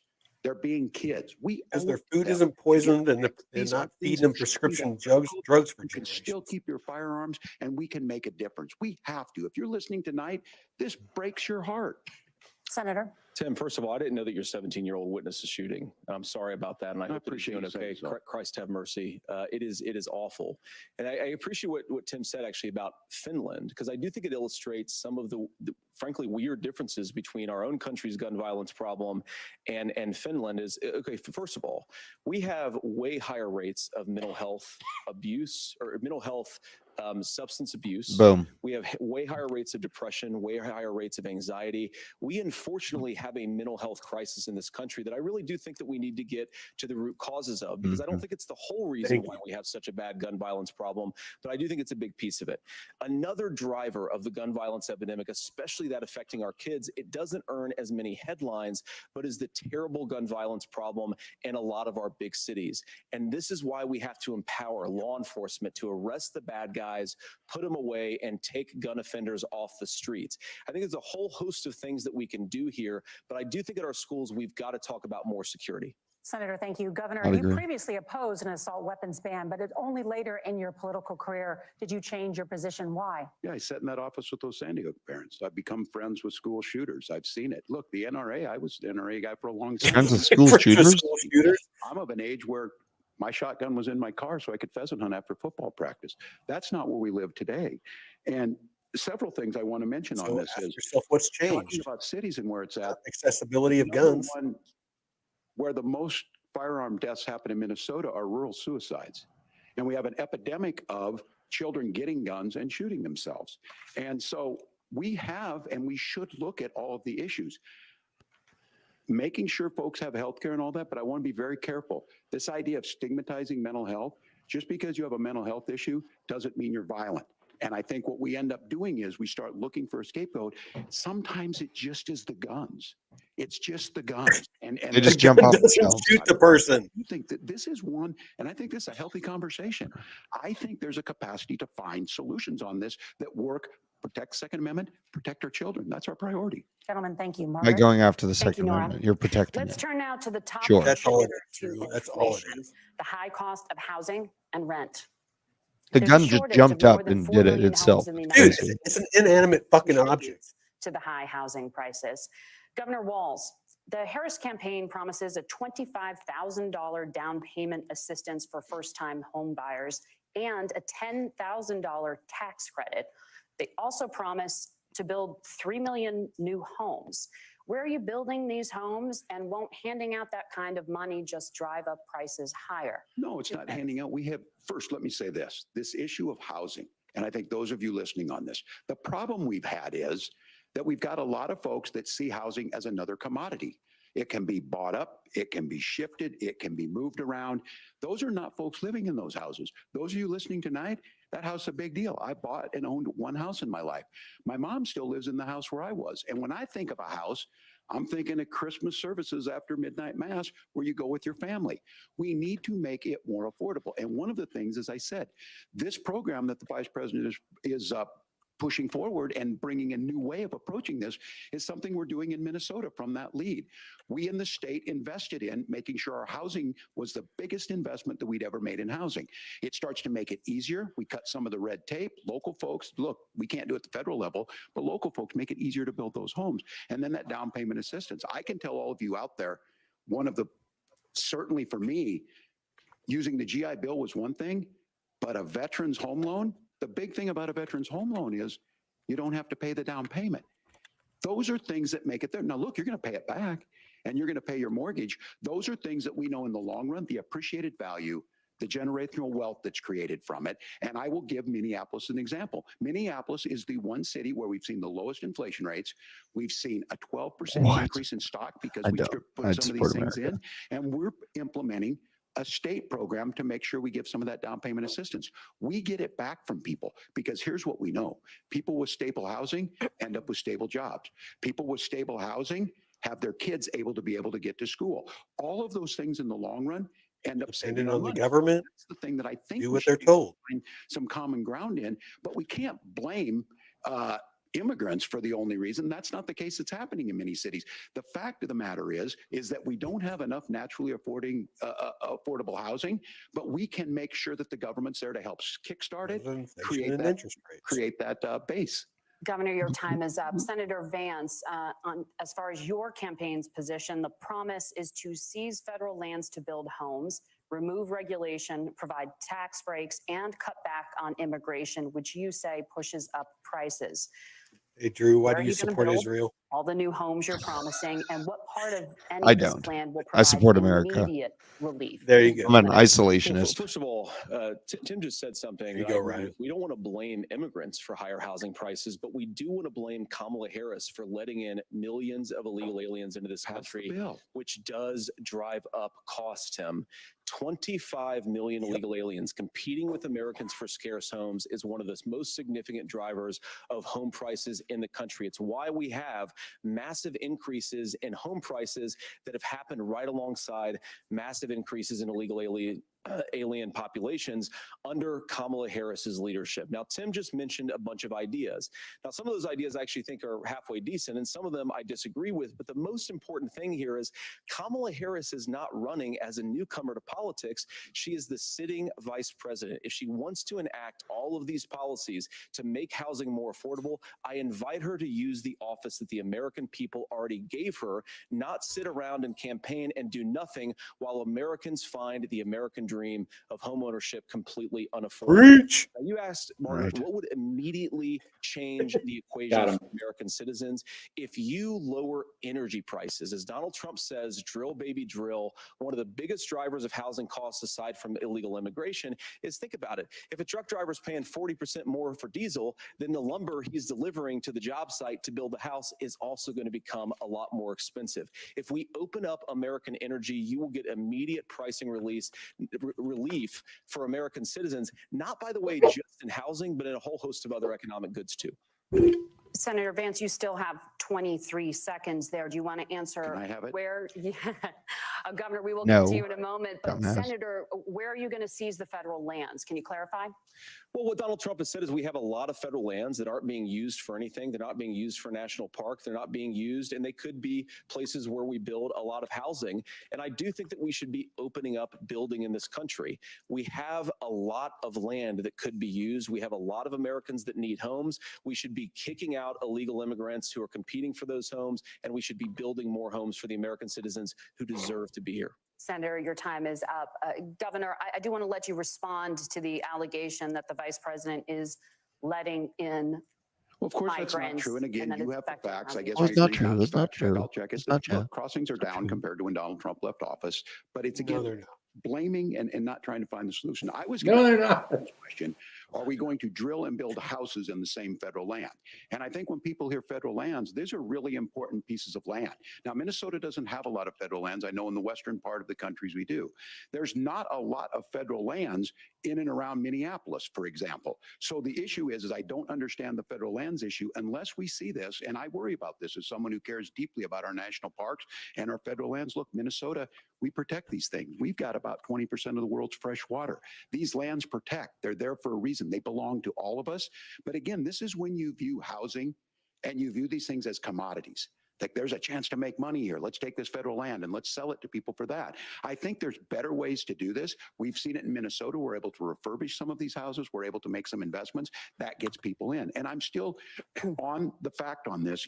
Economists, Senator Vance, you said you don't like the economists. Which economists are saying that it is immigrants that's adding to the cost? Governor, Where's your the study? time is Sorry. time is up. But Senator, Ooh, they on cut that him off. point, I'd like for you to clarify. There are many contributing factors to high housing costs. What evidence do you have that migrants are part of this problem? Well, there's a Federal Reserve study that we're happy to share after the debate. We'll put it up on social media, actually, that really drills down on the connection between increased levels of migration, especially illegal immigration, and higher housing prices. Now, of course, Margaret, that's not the entire driver of higher housing prices. It's also the regulatory regime of Kamala Harris.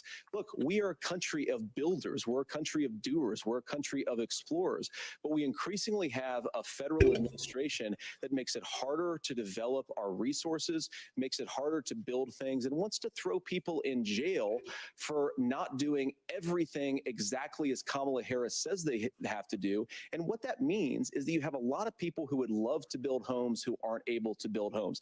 I actually agree with Tim Walz. We should get out of this idea of housing as a commodity. But the thing that has most turned housing into a commodity is giving it away to millions upon millions of people who have no legal right to be here. Oof. What are the federal regulations? I deal with this as a governor. You can very quickly reply. I'm sorry. I get this as a You better governor, be and, sorry. and I don't necessarily disagree with that, that in some cases, many of those are local, many of them are state. I don't know which ones are federal, but I think whenever we talk regulations, people think they can get rid of them. I think you want to be able to get out of your house in a fire. I think you want to make sure that it's fireproof and those types of things. So which are the regulations? Because the vice president's not responsible for those. Congress writes those. Governor, thank you. Gentlemen, we have a lot to get to. You're passionate about the housing crisis, I can tell. But Nora? Thank you. One of the top problems facing Americans is the high cost of health care. Senator Vance, at the last presidential debate, former President Trump was asked about replacing the Affordable Care Act. In response, he said, "I have concepts of a plan." Since then, Senator, you've talked about changing how chronically ill Americans get health insurance. Can you explain how that would work? And can you guarantee that Americans with pre-existing conditions won't pay more? I'll give you 2 minutes. Well, of course, we're going to cover Americans with pre-existing conditions. In fact, a lot of my family members have gotten health care. I believe, members of my family actually got private health insurance, at least for the first time, switched off of Medicaid onto private insurance for the first time under Donald Trump's leadership. And I think that, a lot of people have criticized this concepts of a plan remark. It's very simple common sense. I think as Tim Walz knows from 12 years in Congress, you're not going to propose a 900-page bill standing on a debate stage. It would bore everybody to tears, and it wouldn't actually mean anything because part of this is the give and take of bipartisan negotiation. Now, when Donald Trump was actually president, and again, he has a record to be proud of, prescription drugs fell in 2018 for the first time in a very long time. Under Kamala Harris's leadership, prescription drugs are up about 7%. Under Donald Trump's entire 4 years, they were up about 1.5%. He introduced pricing transparency. You think about healthcare, you go into a hospital, you try to buy something, and nobody knows what it actually costs. That price transparency will actually give American consumers a little bit more choice and will also drive down costs. And we talked about, the reinsurance regulations is what I was talking about. Look, Donald Trump has said that if we allow states to experiment a little bit on how to cover both the chronically ill, but the non-chronically ill, it's not just a plan. He actually implemented some of these regulations when he was president of the United States. And I think you can make a really good argument that it salvaged Obamacare, which was doing disastrously until Donald Trump came along. And I think this is an important point about President Trump. Of course, you don't have to agree with everything that President Trump has ever said or ever done. But when Obamacare was crushing under the weight of its own regulatory burden and healthcare costs, Donald Trump could have destroyed the program. Instead, he worked in a bipartisan way to ensure that Americans had access to affordable care. It's not perfect, of course, and there's so much more that we can do. But I think that Donald Trump has earned the right to put in place some better healthcare policies. He's earned it because he did it successfully the first time. Governor? All right, here's where being an old guy gives you some history. I was there at the creation of the ACA.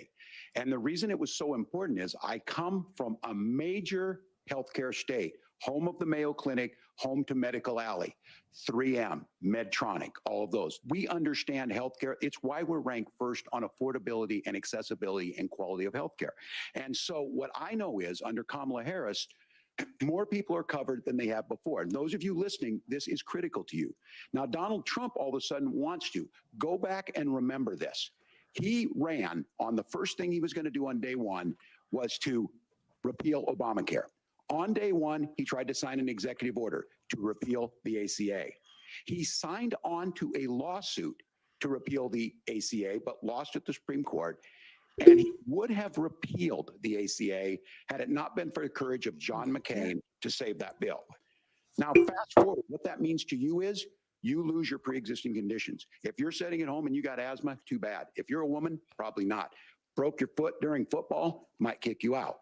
Your kids get What kicked out the when they're fuck 26. ever. Kamala Harris negotiated drug prices for the first time with Medicare. We have 10 drugs that will come online, the most common ones that'll be there. But look, this issue, and when Donald Trump said that a concept plan, it cracked me up as a fourth grade teacher because my kids would have never given me that.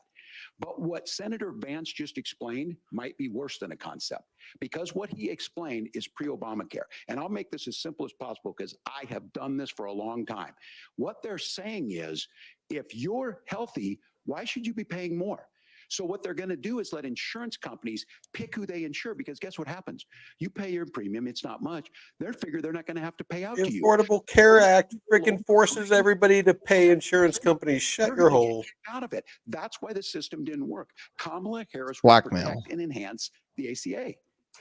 Governor, thank you. Senator, you have not yet explained how you would protect people with pre-existing Pay or conditions. else. Laid out That's that how plan. the ACA works. Currently have laws and regulations in place right now that protect people with pre-existing conditions. We want to keep those regulations in place, but we also want to make the health insurance Healthcare was more marketplace affordable before function the a little bit government better. and Now, what insurance Governor companies Walsh got. just said is actually not true. A lot of what happened and the reason that Obamacare was crushing under its own weight is that a lot of young and healthy people were leaving the exchanges. Donald Trump actually helped address that problem, and he did so in a way that preserved people's access to coverage who had pre-existing conditions.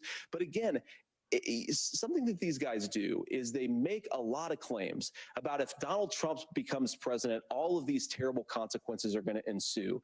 But in reality, Donald Trump was president. Inflation was low. Take-home pay was higher, and he saved the very program from a Democratic administration that was collapsing and would have collapsed absent his leadership. He did his job, which is govern in a bipartisan way and get results, not just complain about problems, but actually solve them.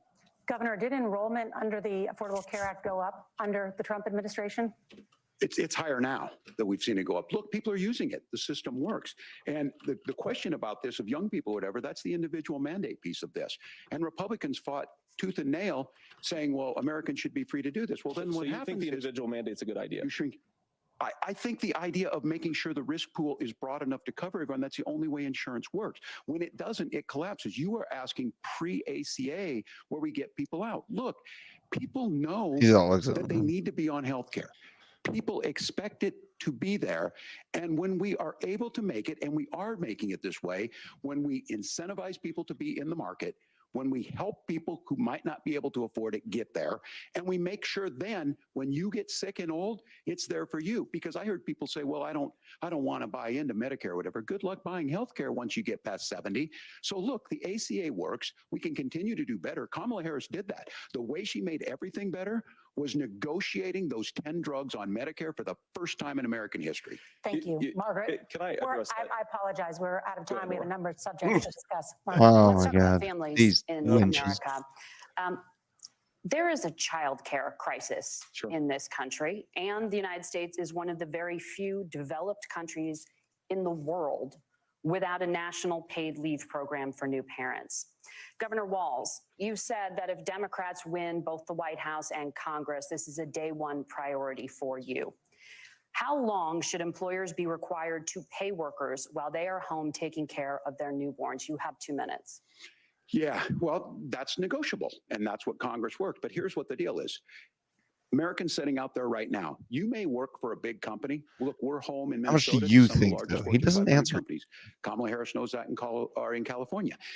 Those companies provide paid family medical leave. One is, I think they're moral and they think it's a good thing, but it also keeps their employees healthy. We in Minnesota passed a paid family medical leave. You have a child, and I had to go back to work 5 days after my kids were born. This allows you to stay home a certain amount of time. What we know is that gets the child off to a better start. The family works better. We stay in their employers. We get more consistency in that. So Kamala Harris has made it a priority. We implemented it in Minnesota and we see growth. That's how you become a pro-business state. But the negotiations on it, and here's the issue. Those big companies are able to offer it. Those of you out there who don't have it, just imagine what happens if you get cancer or your child gets sick. We know what happens. you end up staying home. In some cases, that means no paycheck because you've got no protection on that. This is the case of an economy that Donald Trump has set for the wealthiest amongst us. He's willing to give those the whole tax design of breaks to everything the is wealthiest. Trump's fault. He's willing to say, bust those unions up, do whatever. What we're saying is the economy works best when it works for all of us. And so a paid family medical leave program, and I will tell you, go to the families or go to the businesses and ask them. As far as childcare on this, you have to take it at both the supply and the demand side. You can't expect the most important people in our lives to take either our children or our parents to get paid the least amount of money. And we have to make it easier for folks to be able to get into that business and then to make sure that folks are able to pay for that. We were able to do it in Minnesota, and I'm still telling you this. We were listed as the best state. We're still in crisis on this. A federal program of paid family and medical leave and help with this will enhance our workforce, enhance our families, and make it easier to have the children that you want.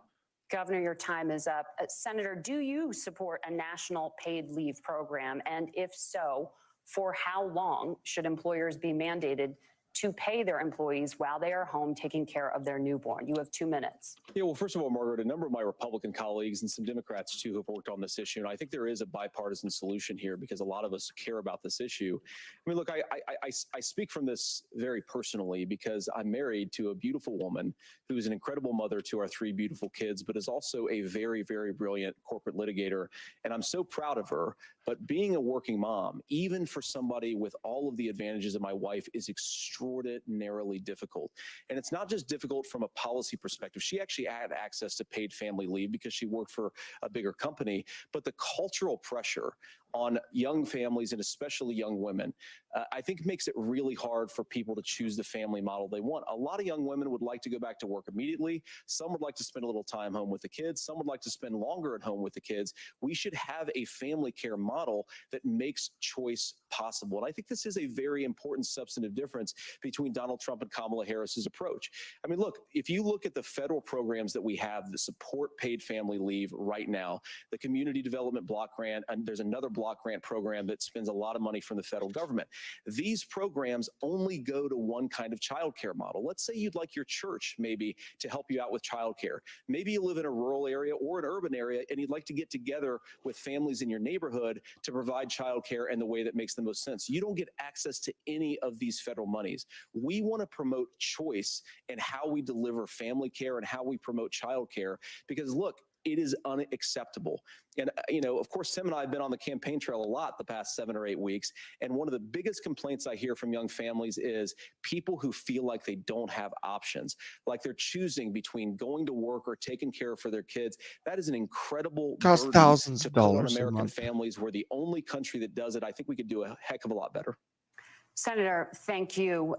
You have also said, I have a small Senator army, though, Vance, so many things about the American family. The Federal Reserve says parents will spend nearly as much on childcare as they do on housing each month.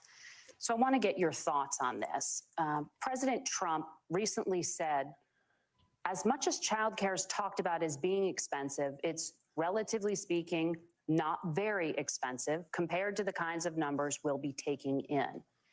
Is President Trump committed to the $5,000 per child tax credit that you have described? You have 1 minute. Well, what President Trump said, Margaret, I just want to defend my running mate here a little bit, is that we're going to be taking in a lot of money by penalizing companies for shipping jobs overseas and penalizing countries who employ slave laborers and then ship their products back into our country and undercut the wages of American workers. It's the heart of the Donald Trump economic plan. Cut taxes for American workers and American families. Cut taxes for businesses that are hiring and building companies in the United States of America, but penalize companies and countries that are shipping jobs overseas. That's the heart of the economic proposal. And I think what President Trump is saying is that when we bring in this additional revenue with higher economic growth, we're going to be able to provide paid family leave, childcare options that are viable and workable for a lot of American families. Can you clarify how that will solve the childcare shortage? Well, because as Tim said, a lot of the childcare shortages, we just don't have enough resources going into the multiple people who could be providing family care options. And we're going to have to, unfortunately, look, we're going to have to spend more money. We're going to have to induce more people to want to provide childcare options for American families, because the reason it's so expensive right now is because you've got way too few people providing this very essential service. Thank you, Senator. Governor Walz, your ticket also has some child care tax credit proposals. Do you think Congress will agree to the $6,000 credit for newborns and $3,000 credit for children over the age of 6, as your campaign has promised? Is that realistic? Well, if these members of Congress are listening to anybody, I can tell you, and this is the biggest issue. Everybody listening tonight knows. I know mean, they're I'm sure not. they were shocked to hear it's not that expensive. And let's be clear, whether it's 5,000 or 6,000, that plays you about 3 or 4 months. Let's be clear of where we're at on this. It's because we got out of an imbalance on this. We thought we were going to get by not paying people. I don't think Senator Vance and I are that far apart. I'm not opposed to what he's talking about on options. We've done scholarships types of things. I think we need to be open to making the case. But the issue here is, the question you asked is, you're not going to pay for it with these tariffs. That's just adding another $4,000 on the family and taking less. So not only do they not get the money to pay for that, they're $4,000 in the hole. That's Wharton School. That's his alma mater. And so I think the issue here is, if those members of Congress, I can't believe they're not. When I go to businesses, sure, they'll talk about taxes sometime, but they will lead with childcare and they will lead with housing, because we know the problem is, especially in a state like Minnesota, we need more workers because our economy is growing, but we need the workforce. Governor, thank Oh, you. yeah. We need to move on. Nora? Let's talk Earth about scum, the state of hell democracy, yeah. the top issue Flat for tax, Americans after the get rid of the economy IRS. and inflation. Fucking After best the thing. 2020 election, President Trump's campaign and others filed 62 lawsuits contesting the results. Judges, including those appointed by President Trump and other Republican presidents, looked at the evidence and said there was no widespread fraud. The governors of every state in the nation, Republicans and Democrats, certified the 2020 election results and sent a legal slate of electors to Congress for January 6th. Senator Vance, you have said you would not have certified the last presidential election and would have asked the states to submit alternative electors. That has been called unconstitutional and illegal. Would you again seek to challenge this year's election results, even if every governor certifies the results? I'll give you 2 minutes. Well, Nora, first of all, I think that we're focused on the future. We need to figure out how to solve the inflation crisis caused by Kamala Harris's policies, make housing affordable, make groceries affordable, and that's what we're focused on. But I want to answer your question because you did ask it. Look, what President Trump has said is that there were problems in 2020, and my own belief is that we should fight about those issues, debate those issues peacefully in the public square. And that's all I've said. And that's all that Donald Trump has said. Remember, he said that on January the 6th, the protesters ought to protest peacefully. And on January the 20th, what happened? Joe Biden became the president. Donald Trump left the White House. And now, of course, unfortunately, we have all of the negative policies that have come from the Harris-Biden administration. I believe that we actually do have a threat to democracy in this country, but unfortunately, it's not the threat to democracy that Kamala Harris and Tim Walz want to talk about. It is the threat of censorship. It's Americans casting aside lifelong friendships because of disagreements over politics. It's big technology companies silencing their fellow citizens. And it's Kamala Harris saying that rather than debate and persuade her fellow Americans, she'd like to censor people who engage in misinformation. I think that is a much bigger threat to democracy than anything that we've seen in this country in the last 4 years, in the last 40 years. Now, I'm really proud, especially given that I was raised by two lifelong blue-collar Democrats, to have the endorsement of Bobby Kennedy Jr. and Tulsi Gabbard, lifelong leaders in the Democratic coalition. And of course, they don't agree with me and Donald Trump on every issue. We don't have to agree on every issue, but we're united behind a basic American First Amendment principle that we ought to debate our differences. We ought to argue about them. We ought to try to persuade our fellow Americans.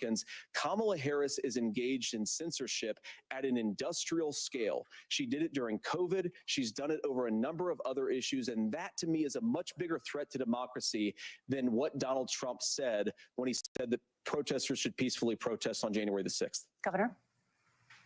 Well, I've enjoyed tonight's debate, and I think there was a lot of commonality here. And I'm sympathetic to misspeaking on things, and I think I might have with the senator. But me there's, too, man. There's one though that this one is troubling to me, and I say that because I think we need to tell the story. Donald Trump refused to acknowledge this, and the fact is that I don't think we can be the frog in the pot and let the boiling water go up. He was very clear. I mean, he lost this election, and he said he didn't. 140 police officers were beaten at the Capitol that day, some with the American flag, several later died. And it wasn't just in there. And There was not several that later died. Capitol grounds in St. Paul and said, we're marching to the governor's residence and there may be casualties. The only person there was my son and his dog, who was rushed out crying by state police. That issue and Mike Pence standing there as they were chanting, hang Mike Pence. The only person that died was a protester. Senator, it was adjudicated over and over and over.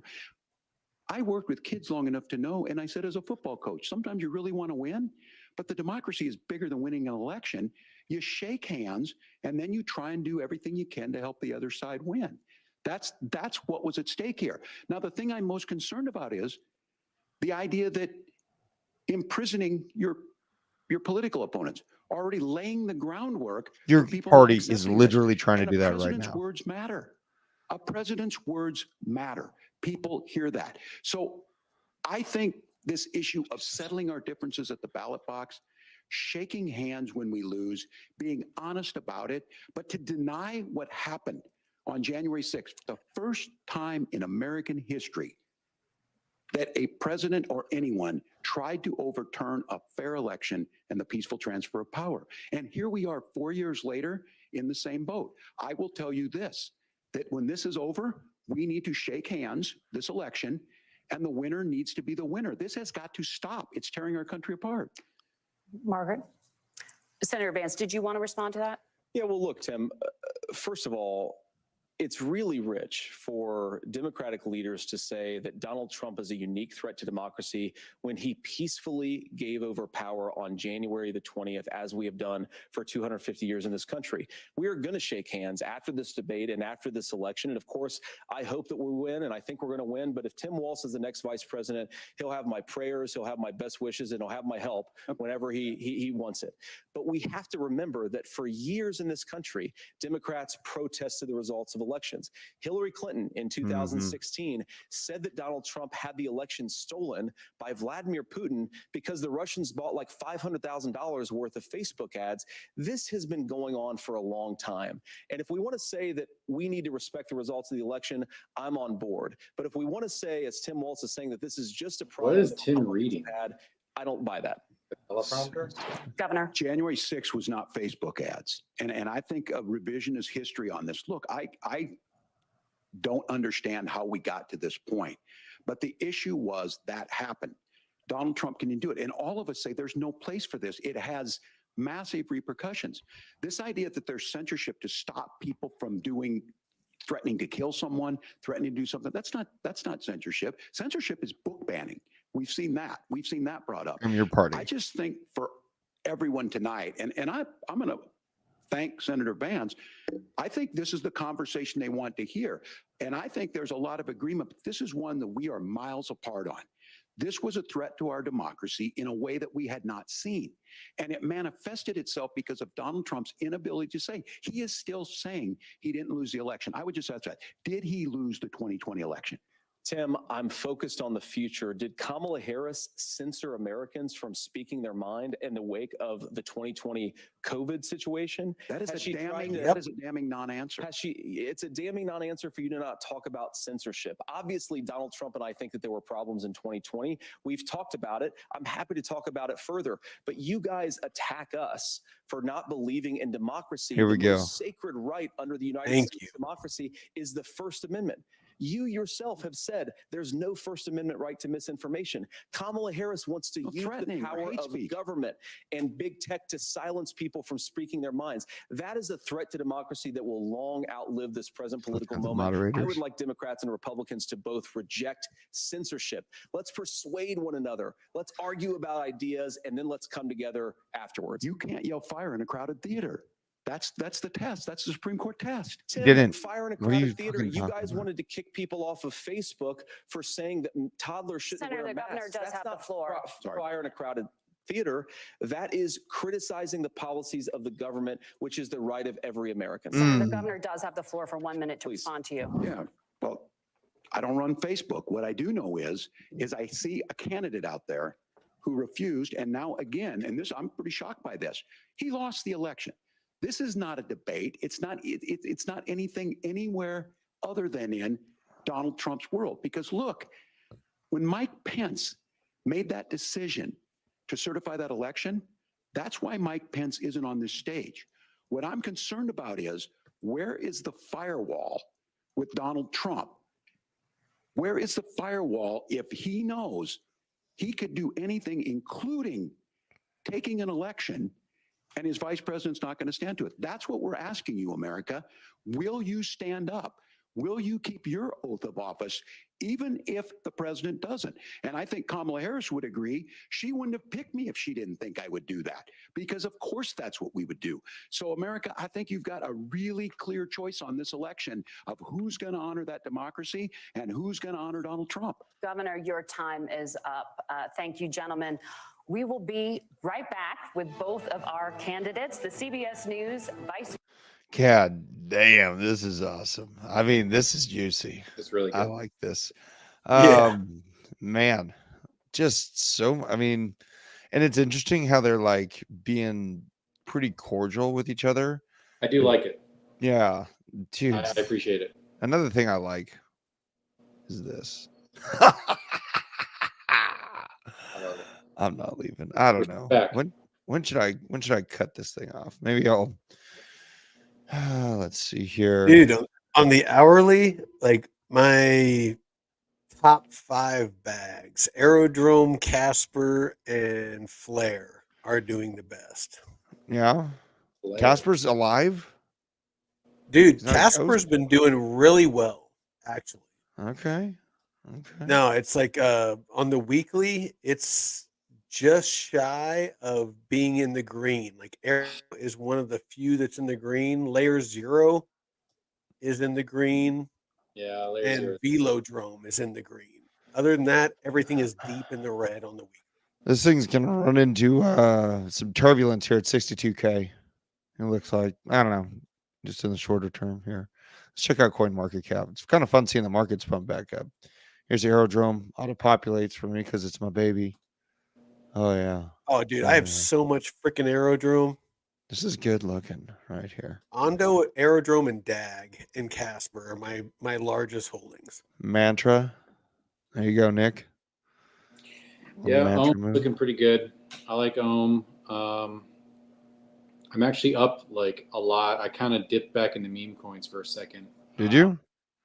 Yeah, and I've Oh, been shit. doing pretty good on that. So we'll see. All right then. I'm All right, so what then. I'm doing is I'm camping on a bunch of Moodang whale wallets, and I'm seeing where they move next.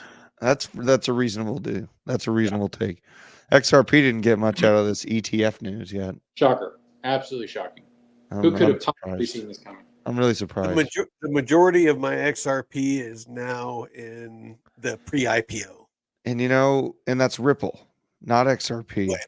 It's Ripple. Well, and that's off of Hobus's Yeah. advice. Yeah, Ripple is a good grab, dude.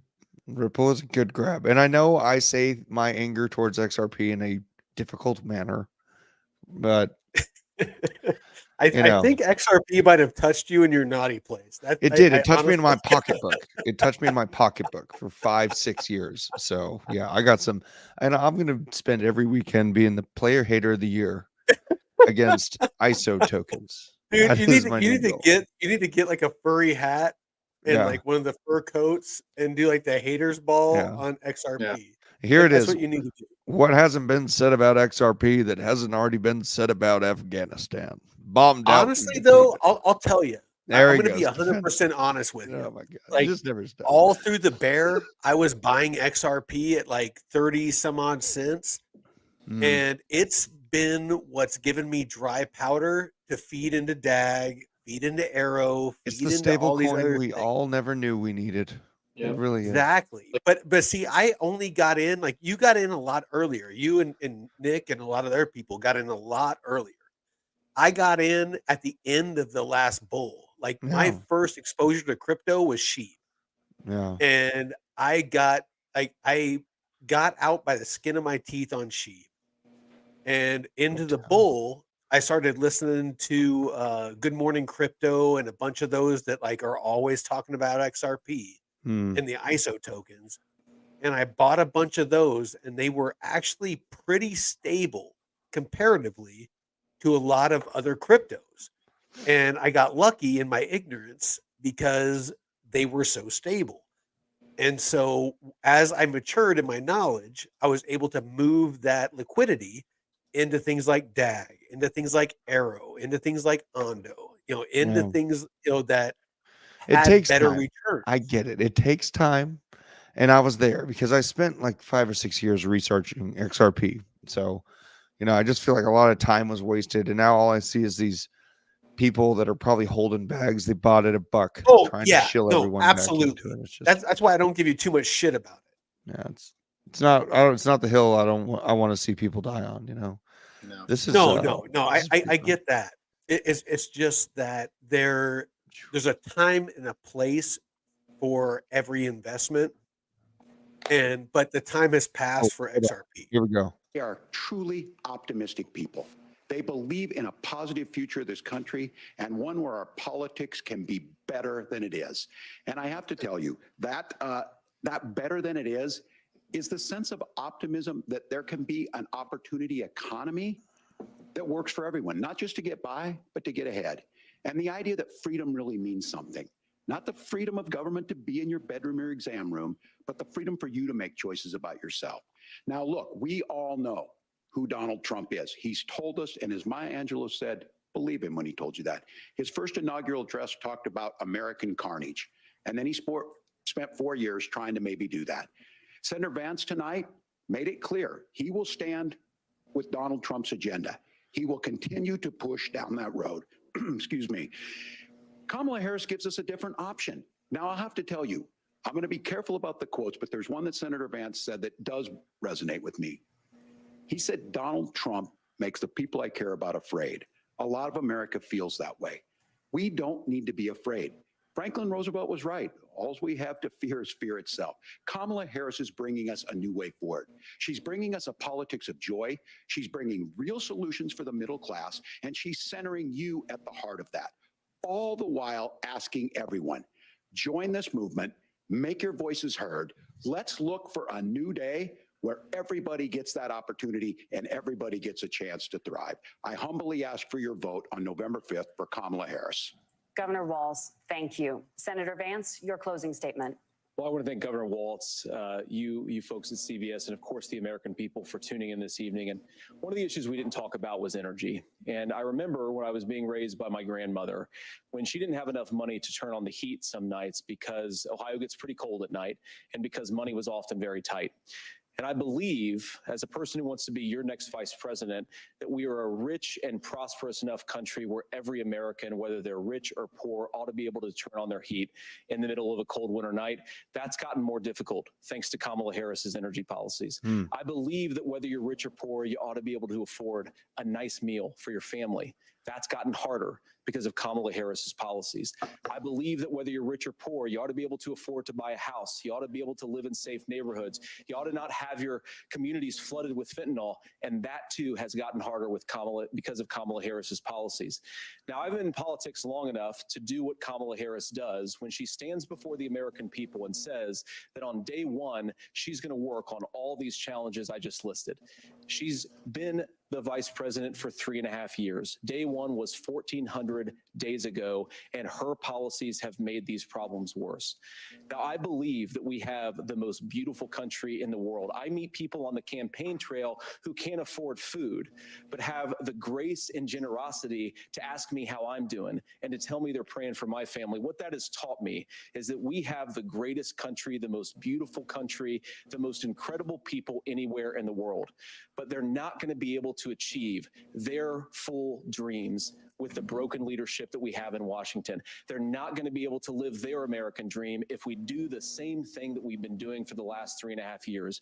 We need change. We need a new direction. We need a president who has already done this once before and did it well. Please vote for Donald Trump. And whether you vote for me or vote for Tim Walz, I just want to say I'm so proud to be doing this, and I'm rooting for you. God bless you, and good night. Senator Vance, thank you. That's great. And thank you both That for was really good. participating in the only vice presidential debate of this Man, election shut cycle. your ass up. I am so glad I don't have to listen to these hags talk anymore. Jesus Christ. That was something else, man. That was something else. That was a pretty good debate between these guys. I think they did a pretty good job. Honestly, it was more presidential than the presidential debate. It was. Yeah. You know, what is you got a kitty cat that like blends into the floor or something like that on your lap. Unbelievable. It's got a cat on it. Honestly, I don't know how this cat survived to find me because I live in the middle of fucking nowhere and I found it outside. Did it? Like Oh my I got God. up at like 3 in the morning because I heard something outside, and I went outside to kill it because I thought it was a pack rat, and it ended up being a cat. And I freaking gave her a little bit of food, like some milk that I had, and let her sleep on my lap for a couple minutes. She followed me inside and took over my fucking house. Jesus. Money flow's trying to come back up. Guys, we're back. Yeah, we are so back. This is October. All we needed was, a little pullback, a little bit of World War III, I think we're a little early for the October. It's only play. up from here. Okay, man. I don't want to hear that. It's only up. I like the hopium, but let's rein it in. No, I probably got to close this Opium trade, only. dude. I'm up like 60% now. God. Maybe I You should. better close it. Fine. Drew, close it. I know. I don't want to sleep on this trade. Now. Close it. Dude, like at Do least it. close some of it out. Like close it out, open a new one, something. guys. Or move your like freaking stop loss up, something. Lock in Nothing. something. I am sick of your reason. I am tired of this Do reason. it now. Dude, lock in some profits. Never. Get her on. All right. It was good watching this shit with you guys. Hopefully this country chooses the right choice. We saw that. We got some squirming out of Mr. Shaved Ball Sack. This Tim Walz is just the creepiest looking guy. He's yucky. Yeah. So I appreciate everyone I'm out there just- for joining us. Yeah. What are you just? You got What's that? what were you gonna say? I was just gonna say I'm just so sick of the joy and everything based on emotion. Oh, yeah. At Harris and That's all I got. Waltz. That's all it is. That's all Yeah. it is. It's like, you know what? I can't eat joy. Joy is not going to put a roof over my head. Yeah. Roof is not going to feed, my family, all of that trash. Emotion, I am so sick of the moral narcissism and, the nauseum that, that comes with that, just everything on the left. Well, they know that people are emotional, man. They're playing to their heartstrings. They know this Oh, playbook.